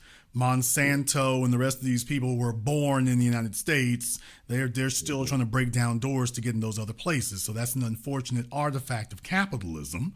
Unfortunately, Karl Marx was right in a lot of ways. Capitalism will eventually eat itself, literally, apparently. But so that's a difference right there. So that's really not an apples to apples comparison in that regard. All right, let's talk about what you said there before. You said the United States is, quote, 69th in healthcare. So I've just explained about that first part is that you don't mean healthcare, you mean cultural health. But let's go ahead and take a look at healthcare systems or healthcare procedures, for example. If you had cancer, where are the top places in the world that you would go to treat it? Okay. If you had a stroke, where are the top places in the world you would go to treat that? If you had a gunshot wound or severe trauma, where are the top places in the world to deal with that? Where are the top hospital centers to deal with multiple sclerosis? I can go down the line. Alzheimer's. We can go down the list. Folks, you don't have to believe me. You can Google it. Now, will all of them be in North America? No, they will not all be in North America. Just most of them.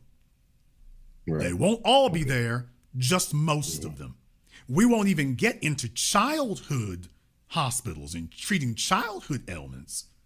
Most of your premier children's hospitals, brother, there's only one continent that has them as far as your premier children's hospitals.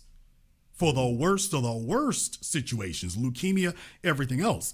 I didn't say they're all in North America. No, they're not all in North America. Practically all of them are, though. When it comes to children's diseases and children's ailments, well, practically all of those are here. Now, will the rest of the world catch up at some point? Maybe. Most likely they will. I think it's mathematics.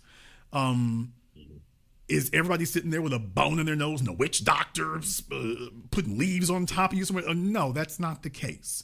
But what I am saying is that as far as if you come down with a malady or something, brother, they bring them over here. They bring them over here.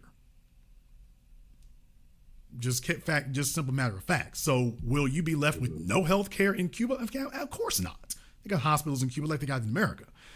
If you come down with a serious disease, they're not going to be looking at Cuba first.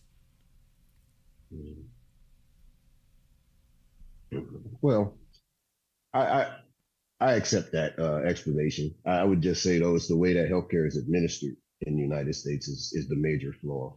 What you're saying is, what I'm saying is that's an inversion, though. I mean, what you're saying, you're coming from other places that treat health differently. Like, for example, you take a look at America here, and we're still trying to figure out what we do about obesity. Meanwhile, over there in China and Japan, they're outlawing it. That's something that you simply cannot get over here. I mean, that would be you'll never get any traction, not simply because the companies that are behind it and whatnot are megaliths, but also because as Americans, it is part of our culture to do as we please, even if it's self-destructive. Whereas in these other places, you don't even have litter on the ground in Japan like that, or in China. So the places that you're naming, remember how you do one thing is how you do all things. So you're just singling out the cultural health practices, when in reality, I can show you that same dynamic in those societies you're naming in most other areas. Education, for example, is very structured. You're held accountable to everybody else, whereas in America, it's like, damn, you pass me the chicken wings. So you're really describing a cultural difference, not a medical difference. The medical outcomes are really a result of the cultural dynamic being different. So you're not wrong that those places, it's not that the medical systems over there are so effective, it's that their cultures are not operating in such a vulnerable manner. The cultures are not as vulnerable. Now they're on their way. Let's be clear about that. They're on their way. But I just want you to be clear about what it is you're describing. So even in the areas where you're like, okay, they're having less medical problems, is it because the hospitals are so great, or is it because the culture operates in a manner that they don't need the hospitals for the same thing? Right. And I would suggest to you it's that second one, which we all know. I mean, there's no argument about that. I mean, you'd be a damn fool to take a look at it right here. I mean, you literally got, when you have McDonald's has hell as many chemists as they do, marketing executives. I mean, literally for everything that they've done. I mean, it was, for those of you who don't know, I'll just take a moment here to go into a brief detail about it here. For those of you who are too young or don't know, McDonald's employs chemists for everything from the fries. Let's talk about just the French fries themselves. That is a marvel and a masterpiece of chemical engineering at McDonald's. The biggest purchaser of potatoes, okay, fine. But everything from the oil that they use, to the crinkle on the fries, to the size of them, to the shape of them, to the salt that's used, By the way, I went and bought some myself, as a matter of fact. Wonderful stuff, don't get me wrong. But to the salt that's used, all of that has been meticulously chosen to have a specific effect, to have a specific color, to assault, basically, as many of the senses as possible. There's a wonderful book you all can look up called The Botany of Addiction. But there are others here. We've known about this for some time, that the body has 5 senses. We used to be that we just calibrated these things to interact with one. What these food companies discovered is that the more senses you stimulate, it has more like a drug effect. So we're stimulating multiple parts of the brain and you don't even understand it. So if I can make you have something here that appeals to all 5 senses, touch, taste, smell, if I can appeal to all of them, stimulate all of them, not just stimulate them, bombard them. Wow, I got a real thing going on here. So the fries, you can touch it, you can feel it in your mouth, not just the taste of it, but the texture. So that's where that crispiness comes from. So we want you to touch it. We want you to taste it. We want you to smell it. We want you to ingest it. We want to assault all the senses. We want you to see it. We want the color to be a certain hue. And we want you to hear it. So all 5 senses are interacted with. That's just one. Let me give you another one here. Cameron, I'm upgrading you tonight. What did I say? Join me, and I will complete your training. I want you all to get upgraded about this. I've covered this all with you before about soft drinks, Coca-Cola. When we talk about the biggest companies on earth employ an army of chemists. That's why when it comes to things like Coca-Cola or cigarettes, you have this laundry list of ingredients. Now, if you put all these ingredients in here, they must serve a purpose. What you really find out is that the ingredients are there either because if you've outlawed one specific ingredient, cocaine, then we might need to find some other stuff that has a similar effect, or maybe we've calibrated it to have a greater effect and you all just haven't researched it to figure out it does that.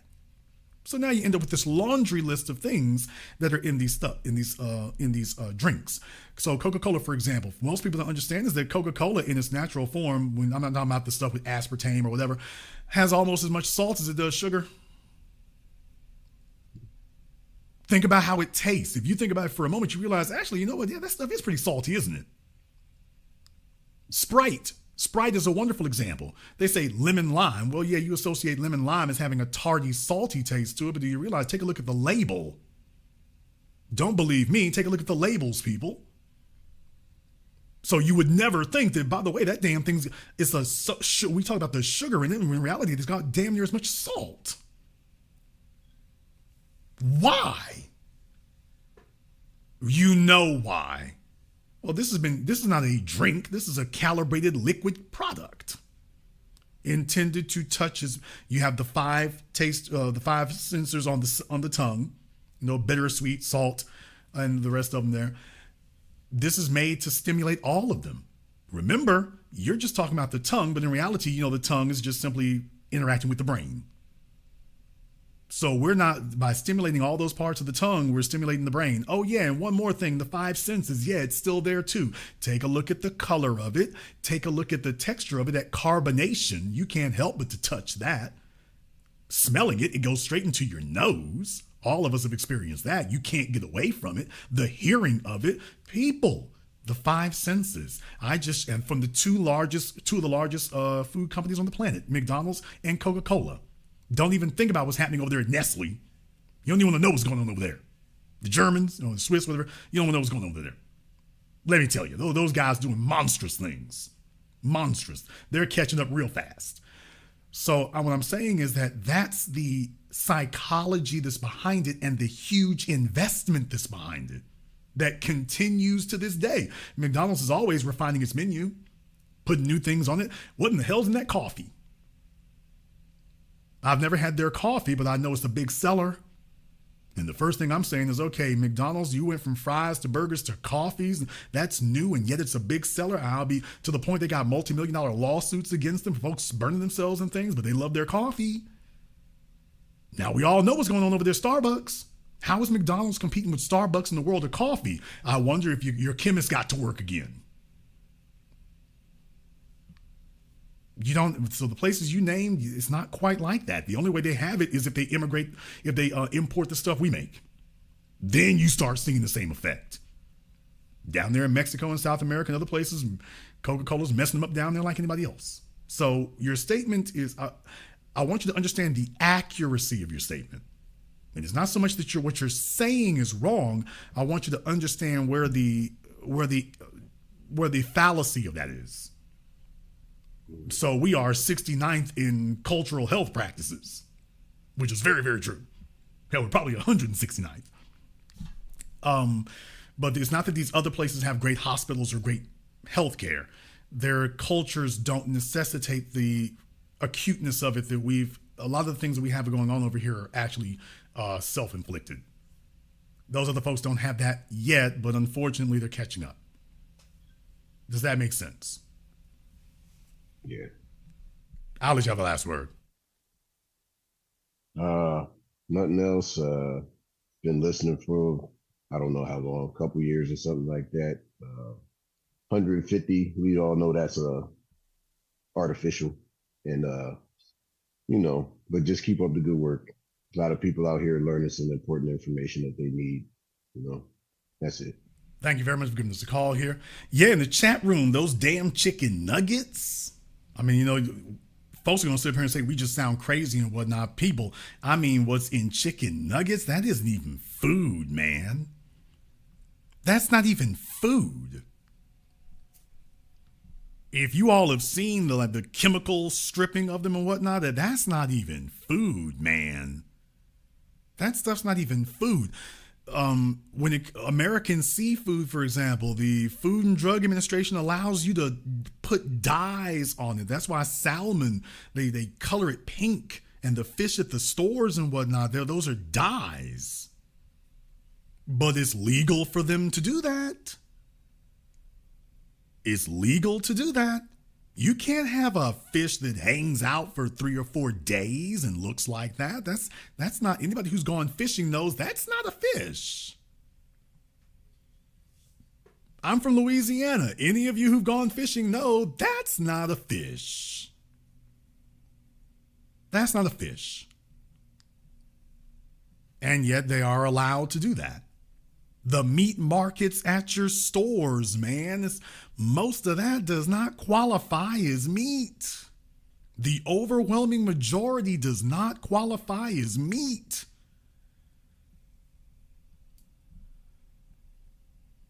Here, take a big bucket of this.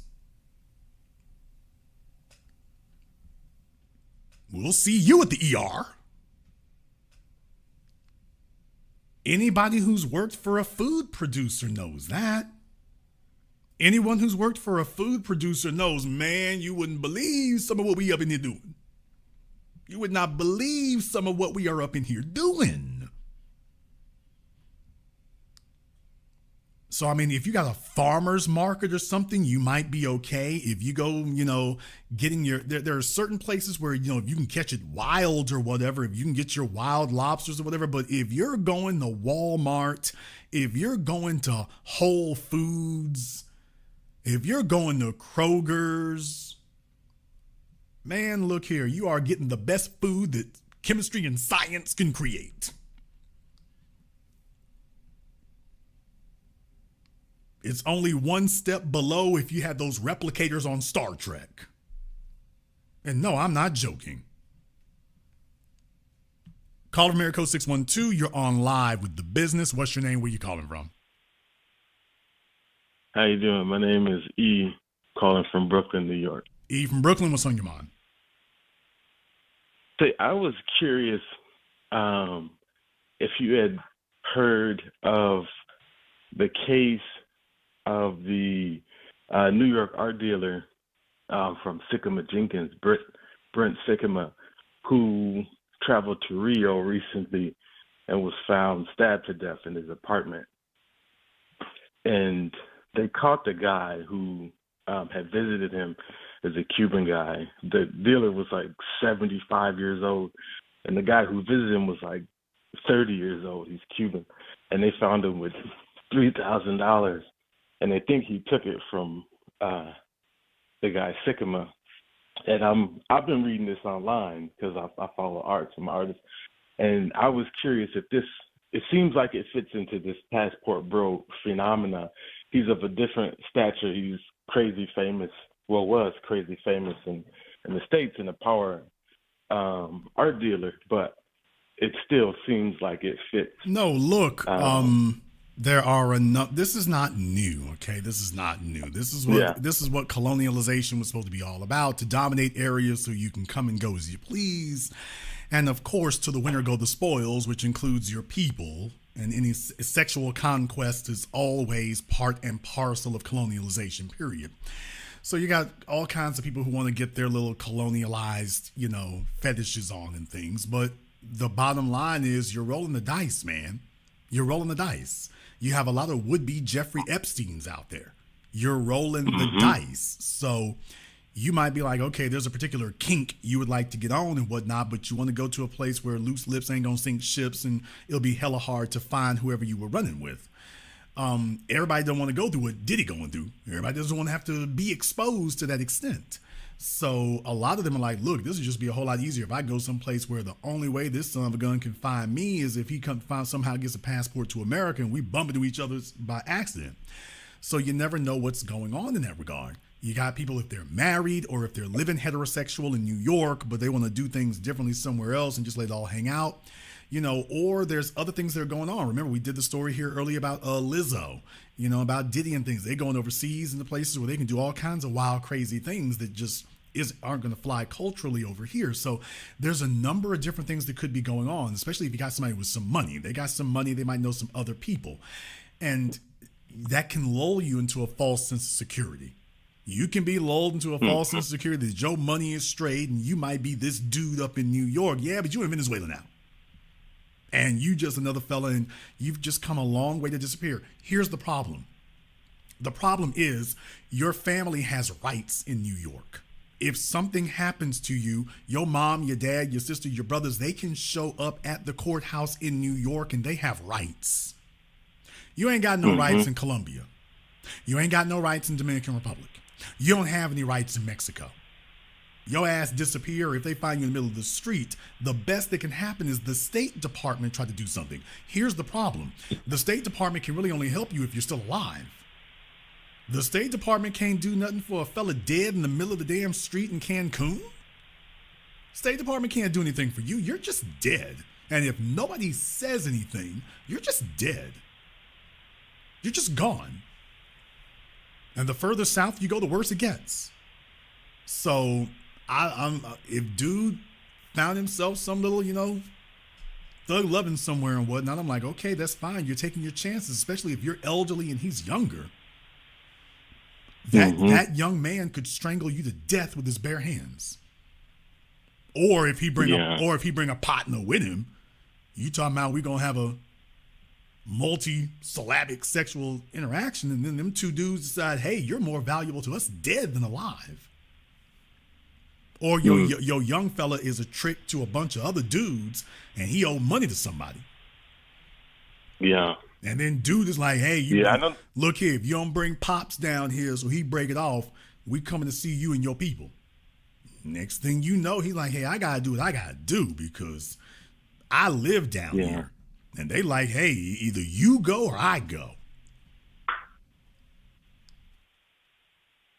They were saying that in the report, they say that initial findings of our investigation indicate that Trevez, this is the Cuban guy who came from Sao Paulo, specifically to commit this crime. He then returned to Sao Paulo, leading investigators to believe that he had some kind of, quote, privileged information. I mean, maybe, but once again, take a look at how that's trickling out. Yeah. Take a look at how it's trickling out. And you're not a citizen there, so you have no way to put no pressure on him or anybody else. You don't have any way to put any pressure on anybody. All you can do is hope that he flips or hope the police put pressure on him, but you can't do nothing with him. Yeah. All right, well, thanks so much. It's good to get some feedback on this.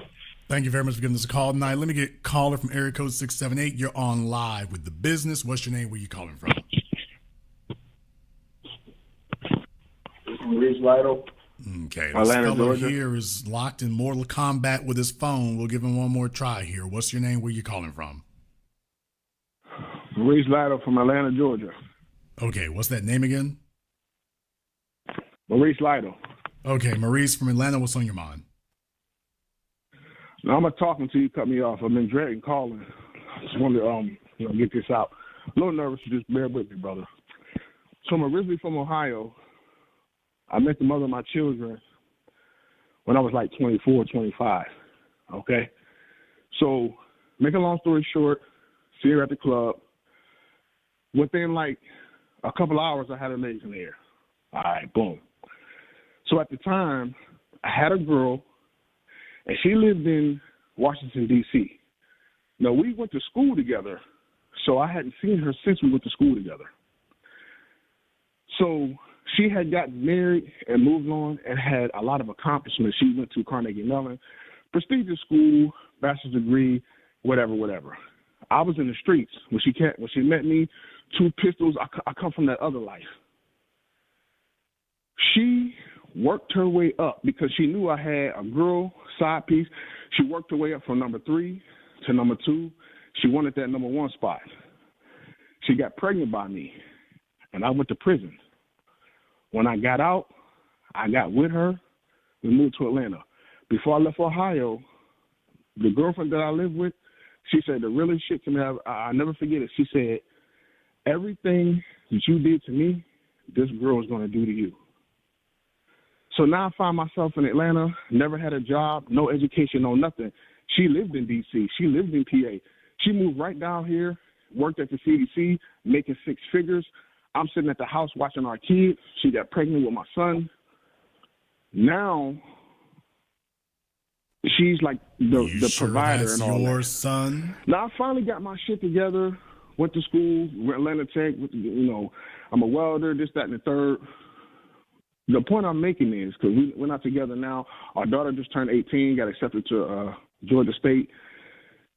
You could not believe how cutthroat these women are. Yes, I can. When my girlfriend in Ohio said that to me, I said to her, this little lame-ass schoolgirl, them accolades don't mean shit to me in the street. But the problem is she's not the lame one. She's not the lame one you were.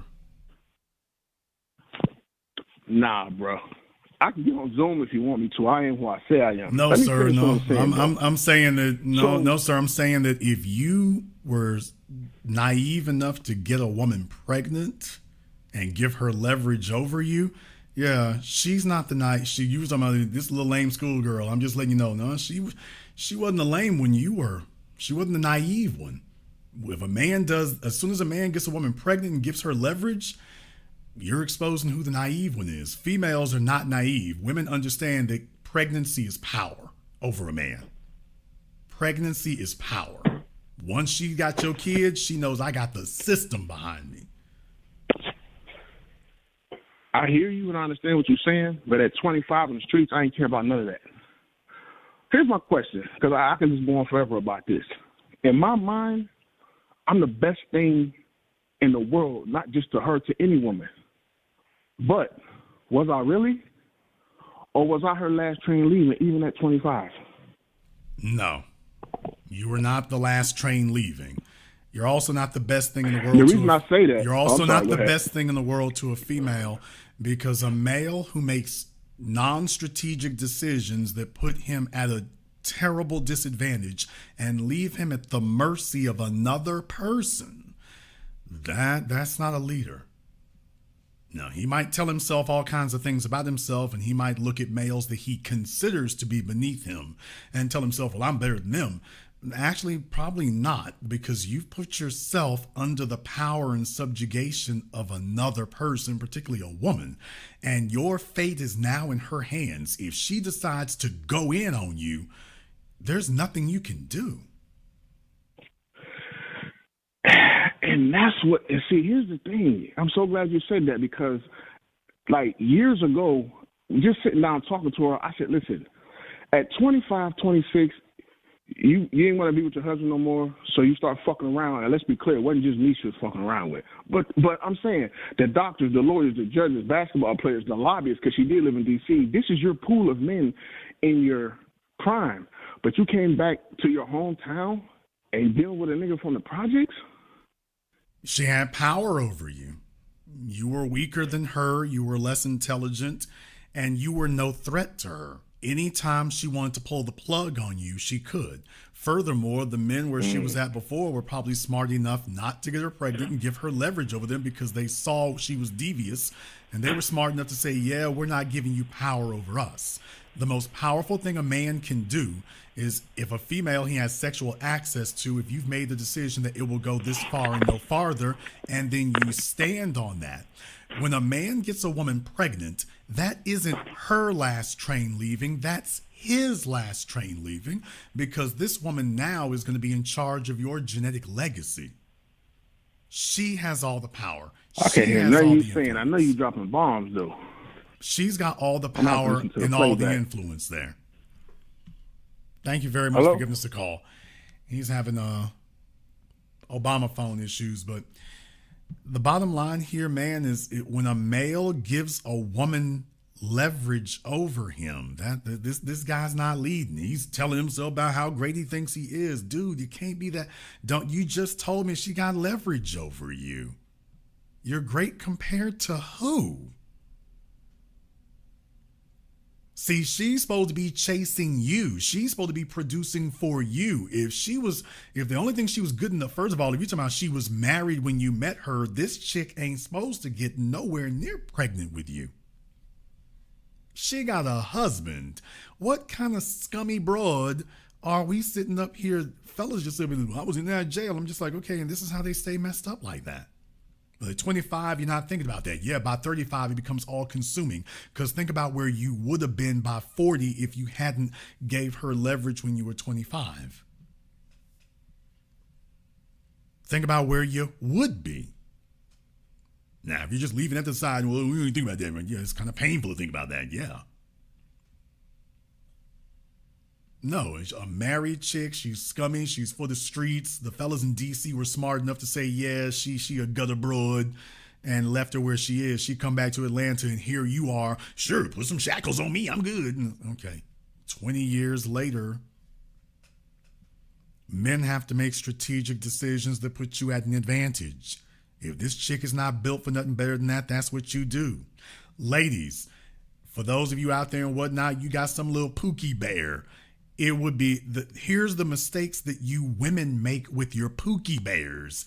It would be different if Pookie Bear was just some dude you laid up with to get yourself stimulated, and you left him where he was. You sit up here and make permanent mistakes. You entangle your finances. You entangle your housing. You entangle your genetic legacy. You sitting up here making permanent attachments to him. because as a female, you can't resist that.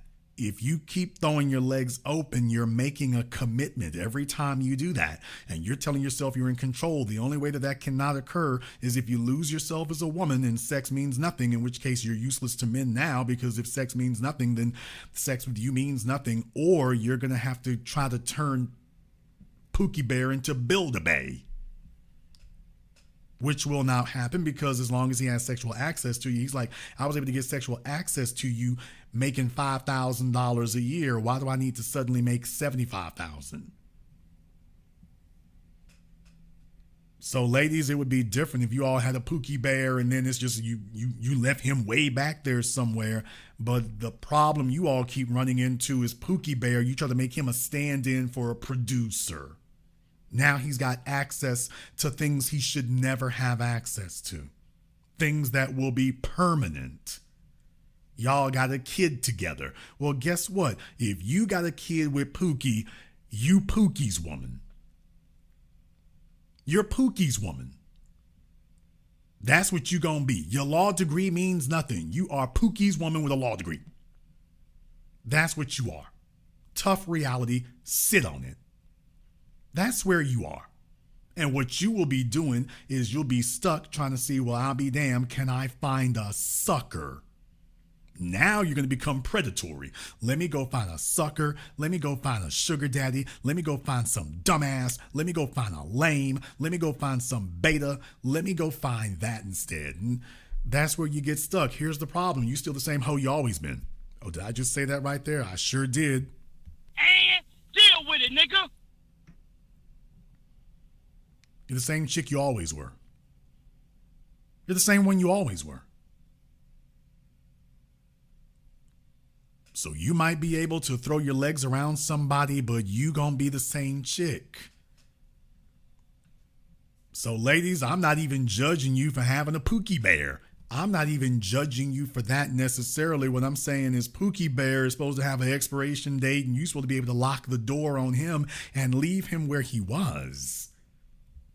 Just like as a man, you don't really prefer to have a man who's sitting up here still dealing with some baby mama or whatever. You want to have a clean slate to work with so that you can have the access you desire, so that you can be 100% invested and he can be 100% invested. A fellow who's running around with a kid by some chick, he can't give you 100%. He got to give you what's left over. He's got to give you what's left over. Well, guess what? So you have to do the same thing. You running around with some guy's kid. You're running around with some guy's STD. You're running around with some guy's bad credit. You're running around with some loser mentality. Okay, well, you can't give 100%. Now you're stuck with what's left over. So ladies, if you want to know where you go wrong, I was explaining where the men go wrong. But by the way, ladies, if you want to know where you go wrong, I can see it different. If you all had the discipline to leave Pookie Bear where he is, Pookie Bear understands if I lay up with her for 6 months, she's going to try to keep me. Now, he doesn't really understand what that means. The guy who just called, he didn't understand what that meant either.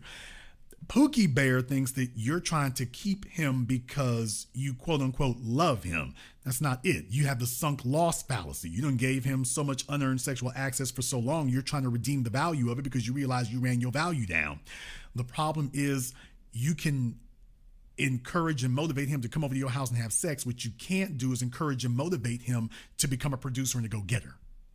And that's what you need now, because you've been throwing them legs open now for a year, 2 years. God help you have a kid. You need him to say, okay, I need you to kick it into gear. And he's like, I didn't have to kick it into gear to get you in bed. What I was doing was good enough then. What the hell you mean I got to kick it into gear? It's already in gear. We good. We good. And you're like, no. The next 40 years. He's like, no. The next 40 minutes.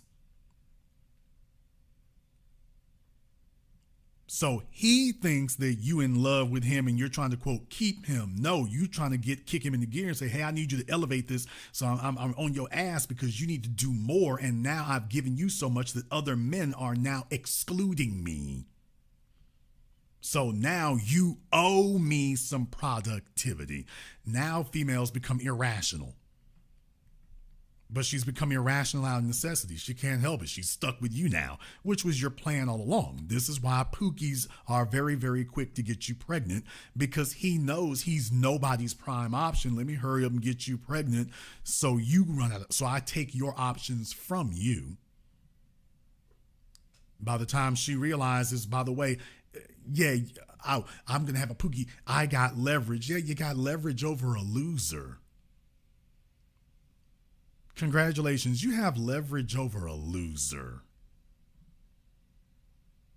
There's nothing to flex about there. You got leverage over a loser. What you got on day one, that's what you got now. Only now you've deteriorated in value.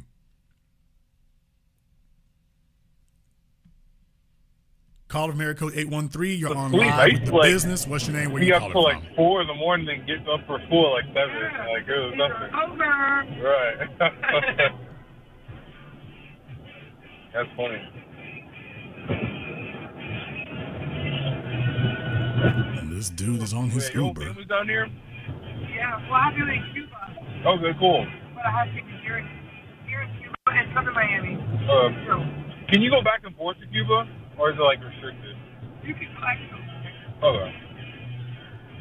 Yeah, I've always wanted to check out Havana. Yeah. This guy is on his Uber trying to get something. Yeah. Horrible. Poverty life. She sound thick-necked too, y'all. She sounds plus-sized. Because, my friend was telling me about the SOS Cuba situation. I wasn't 100% understand it. I didn't really understand what it was exactly. She is so bored by his ass. Protested a couple years ago. She's giving him no play. Off Dale Mabry. Yeah, remember that? Yeah, I do remember that, yeah. One way. She's singing the song. She ain't paying this nigga no mind. You already lost her, bruh. She's singing the damn song, nigga. You already through.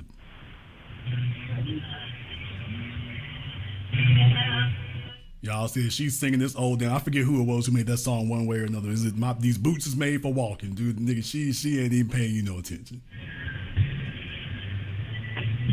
You might as well put her on the phone with me. Let me see if I can redeem this situation for you, because you done.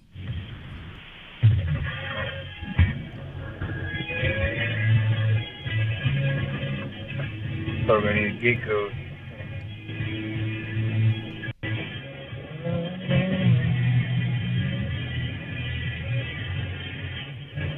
Y'all see, she's not even talking to him anymore. It's already over.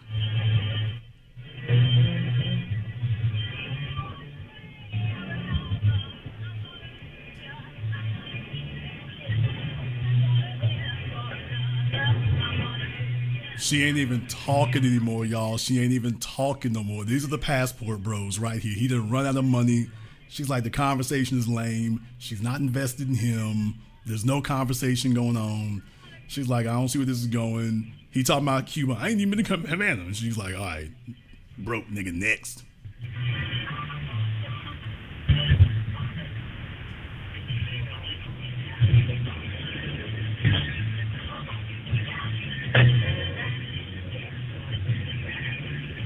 Now, the music is straight playing, but there ain't no game getting spit, y'all.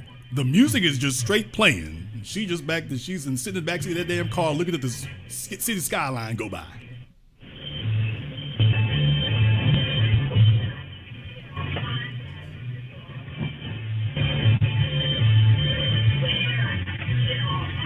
She's on her phone playing Candy Crush. You notice he was talking 1 minute and the conversation is dead.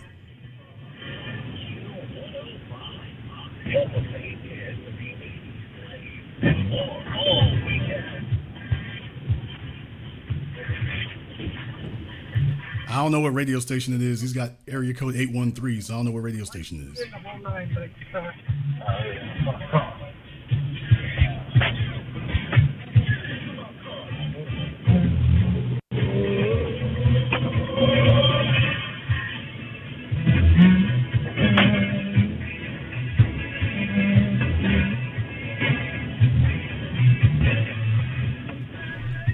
1 minute they was talking, the next minute it's dead silent. Have a good one.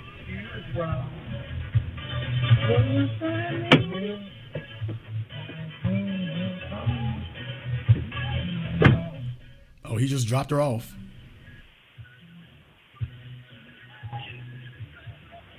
He just dropped her off, boy. The Uber driver struck out.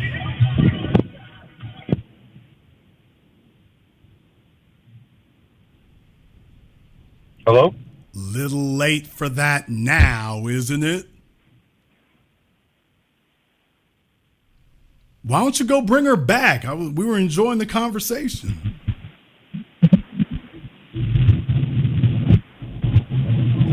Am I alive? One way or another, we got you. Oh shit! I didn't know y'all was listening. And that's what you Well, get she's for a very not. nice young lady. If you stay ready, you ain't got But, to get ready. But yeah, guys. Hello from Tampa. Hello from Simpville, bruh. You was striking out all over the damn place.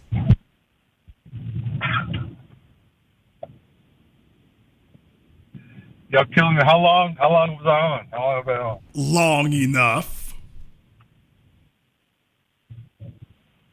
Hey, listen. This is a day in the life of an Uber driver. Clearly. Oh yeah. But look, I just got a $21 tip. So. I got a $3 tip for you right now. Don't tell a chick where you ain't been in Cuba. Now that's my tip for you. Don't tell her where you ain't been. Soon as you said that, she got quiet, and you knew you struck out right then. Soon as you said that, oh, I've never been to Havana. She clammed right up. She looking for a fellow who been some places and done some things. As soon as you said you ain't been to Havana, well, I'd like to go to Havana, Cuba too. She like, oh, is he gonna have me pay for it? She's like, let me get out this damn Uber.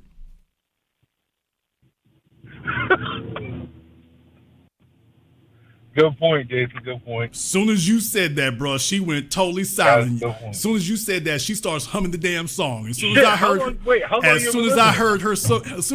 hum that song, shut up, nigga. As soon as I heard her hum that song, I said the night is over for him. I hope she's big and ugly, because if she's cute, he's gonna remember this ride for the rest of his life. So I hope she's a strong 3, because if she was a cute little 8, you gonna remember this and hurt for the rest of your damn days, right?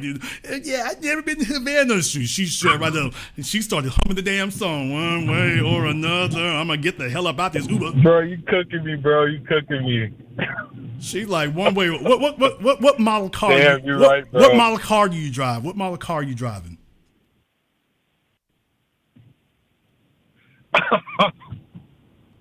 Oh man! Go ahead. What model is it? What model man, car? Oh man! Nobody knows who you are. What model car is it?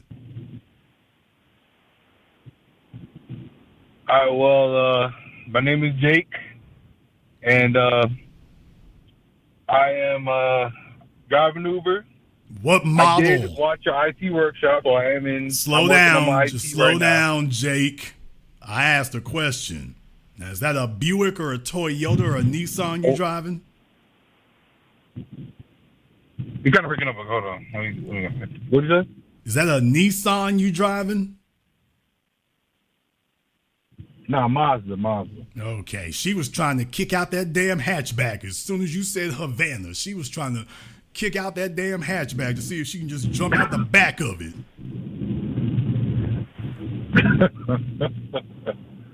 She was like, I'm ready. She said, I'm ready to go. He said it was a Mazda. I wonder, is she a chick from D.C. who says she knows how to do maintenance on cars? I wonder. Right. I don't know. Now, what in the world are you doing out here Ubering calling me? So I thought I was going to get on sooner, but you had a lot of callers, so I'm like, shit. I didn't want to drop off, so I just stayed on. Well, if you hadn't raised your hand, that wouldn't have happened. Right. I was not prepared. I will say that. Folks, when you call in, just be on. Got some entertainment. Folks, when you call in, just wait on the line. Do not call in and then press the 1 button thinking that if you raise your hand that I'm going to get to you first. If you raise your hand, I will get to you last. Word. But this has actually been very educational. I learned quite a bit. Thank you so much, Jason. Was she cute? Because you was making heavy conversation. Was she cute?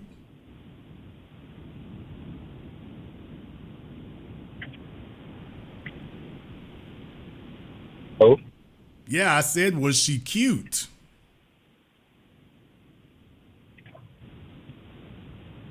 Well, I can't hear you at all. Okay. Now when these Negroes get themselves in a bind, like, I can't hear nothing now. He heard everything before then. You know that if she was cute, he's going to be kicking his own ass for the rest of his life on that one. It's like, oh, the one that got away. Strike 2, 3, 4. Here, you want 3 more? Somebody say you're driving a Mini Cooper. Yeah, buddy, y'all heard that live and direct. I sat here, by the way, did I call it or did I call it? Soon as he said that thing about Havana, I'm like, oh, she done shut up now. That's it, dude. Your night is over. He's got all this distance to talk to her and she ain't saying nothing. I'm like, oh, dude, you struck out. You struck out. You struck out. Yeah, I'd like to go to Havana. Brother, don't do this. Stop. Tampa is blowing up, man. Brady done put the flag on y'all. Brady put the flag on y'all. Tampa is title town now, man. Tampa got a Super Bowl. You got to be ready. She want to know where you taking her. He's talking to her like he wants to see where she taking him. Well, I ain't never been. She's talking about, I've never been to Havana before. He's like, I've never been either. She's like, oh hell, where's this conversation going? She ain't been to Havana, and you telling her, I ain't never been either. Was you offering? He wanted to know if she could foot the bill to Havana for him. This would be great. I got my passport.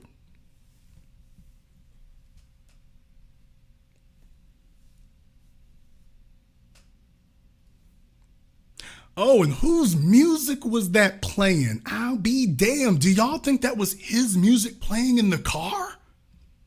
Oh, brother, no. I got to dissect this. Y'all, was that his music playing in the car? Because I think that was his. I think he was the one playing that music. I think that was the music playing in the car. So let me get this straight. He probably had a white Latina in there. And he done turned on Damn Me Blondie and the Eurythmics or whatever. He done turned that on, thinking, okay, this is gonna do the trick. This'll do the trick.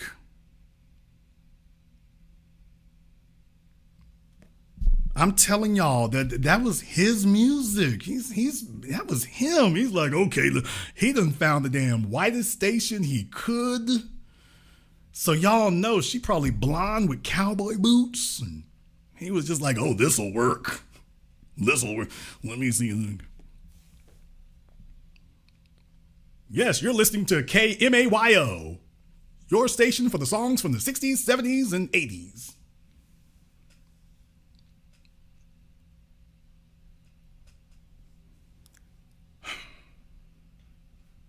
You're tuned in live to radio station WACK. We are WAC 99.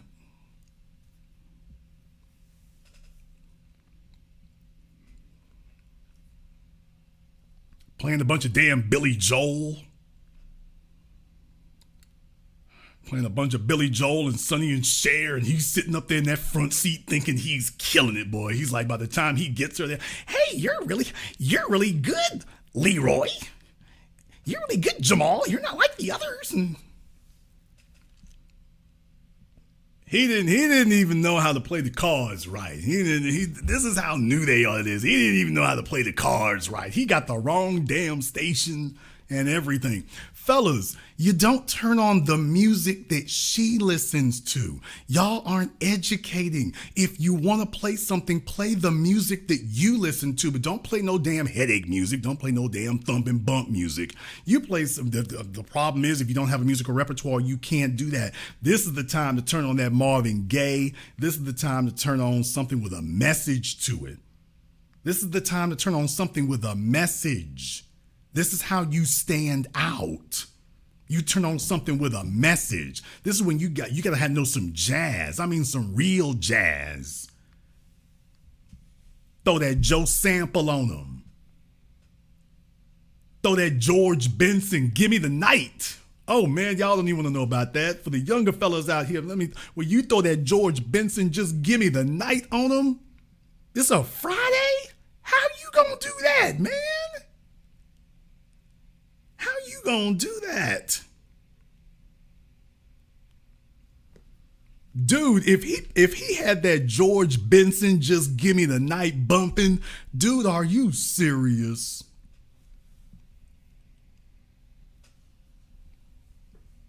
So let's go out tonight and lead all the others on a ride through paradise. She gonna be like, who is this man? Who is this man? Y'all, he went straight to Blondie. I'm like, man, look here. She's slipping away, dude. It's like the ER. We losing them. We losing them. We losing them. I mean, he was sitting there trying to spit. He was really trying there. Brother, you're losing. You're losing. I hope she's 300 pounds so that you can just get over this memory quickly, because if she was a cute little slender thing, he's never going to live this down. It's just it. This will haunt him for the remainder of his days. This will haunt him for the remainder of his days. He's going to remember that Friday night in Tampa.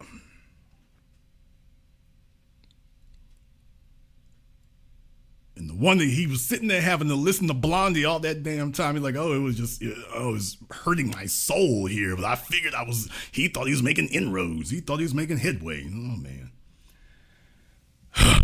Fellas, we talking about desperation. I'm so glad that phone call came in. We talking about desperation. Come on now. Kia talking about some Tina Marie. Oh, goodness God. Kia, we need to update your song files. We need to update your song library.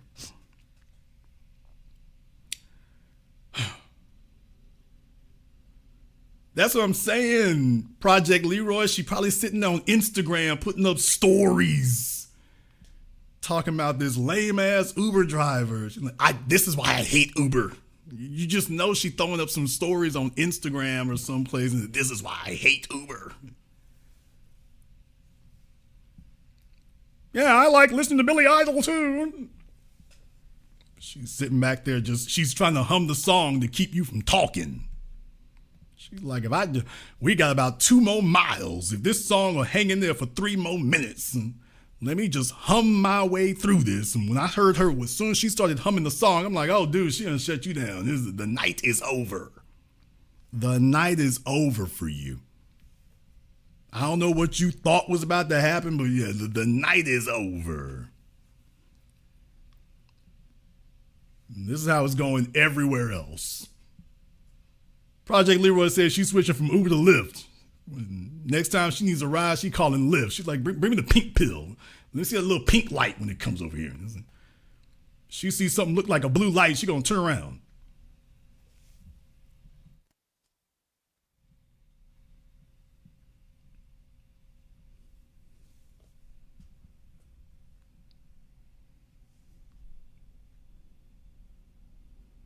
Yeah, boy, he was getting ready to. Next stop was Reba McEntire. I'm not saying there's anything bad. If you like Reba McEntire, I'm like, okay, that's okay. I'm just saying this ain't gonna work for what you trying to do. This ain't gonna. Oh, Big Odie, the Isley Brothers. Oh man, let's not even get started, y'all. You don't want us to go ahead and run down the discography. You don't want that. No, I don't think Luther gonna work on somebody like her. I don't think she Luther. But on a Friday night in Tampa, no, you need somebody who know how to lay it down smooth, lay it down just real low. Isley Brothers, Atlantis, that's a wrap. Now she would be intrigued. Now she want to know more about that. Now you got that. Now you got that. No, you can't. You don't want to put on a song like she's already your woman. That's not what you want to do. Some of y'all fellas done fast forward. You don't want to put on something that says you my woman, because you don't want like Barry White or nothing like that. You know, Marvin Gaye, let's get it on. You don't want to start there. That's sending the wrong message. That's why I say you want something with a message and something that's intriguing. You don't want something that's like, yeah, baby, come on over here. No, now she's going to be sitting up here, sitting on her phone, dialing 9-1, waiting to dial the other ones. You don't want that right there. You don't want to seem like the Uber driver who's going to kidnap her. That's not what you want to do. So, fellas, I'm just saying, you got to think for a little bit right there. Your woman jump in the damn Uber and R. Kelly start playing. It's like, baby, can you dive out? So you don't want to just start with the baby come over here music. That's not what you want to do. Just something that is intriguing. That's why I say like jazz or something doesn't have any lyrics. You don't want to put some music on there and baby, let me feel your body. You don't want to start there, guys. You don't want to start there. Some of the fellas are like, yeah, that's right. Rubbing them down. No, guys. Stop. Just something intriguing. Something intriguing. And the fellas here went straight to the Sweat Hotel. Notice I didn't say Keith Sweat. They went straight to the Sweat Hotel. They just went straight to that. This is how y'all end up on the damn mean news. I'm just saying.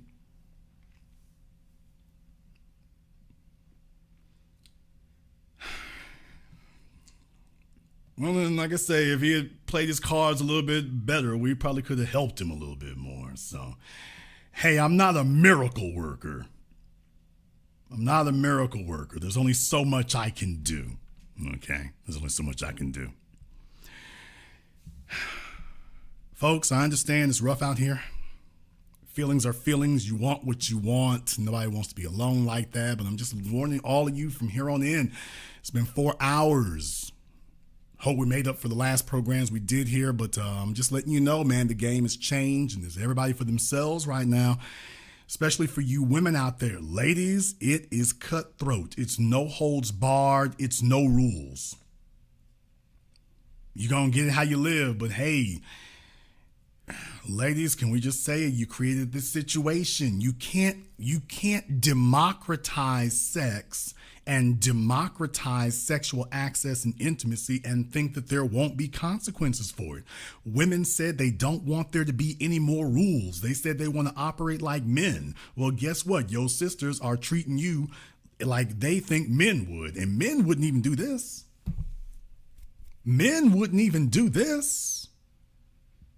You wouldn't have a man being the damn DA laying up with somebody else's wife and whatnot and sitting up here.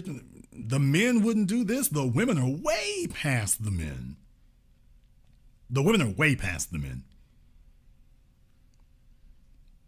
I'm just letting you know what's going.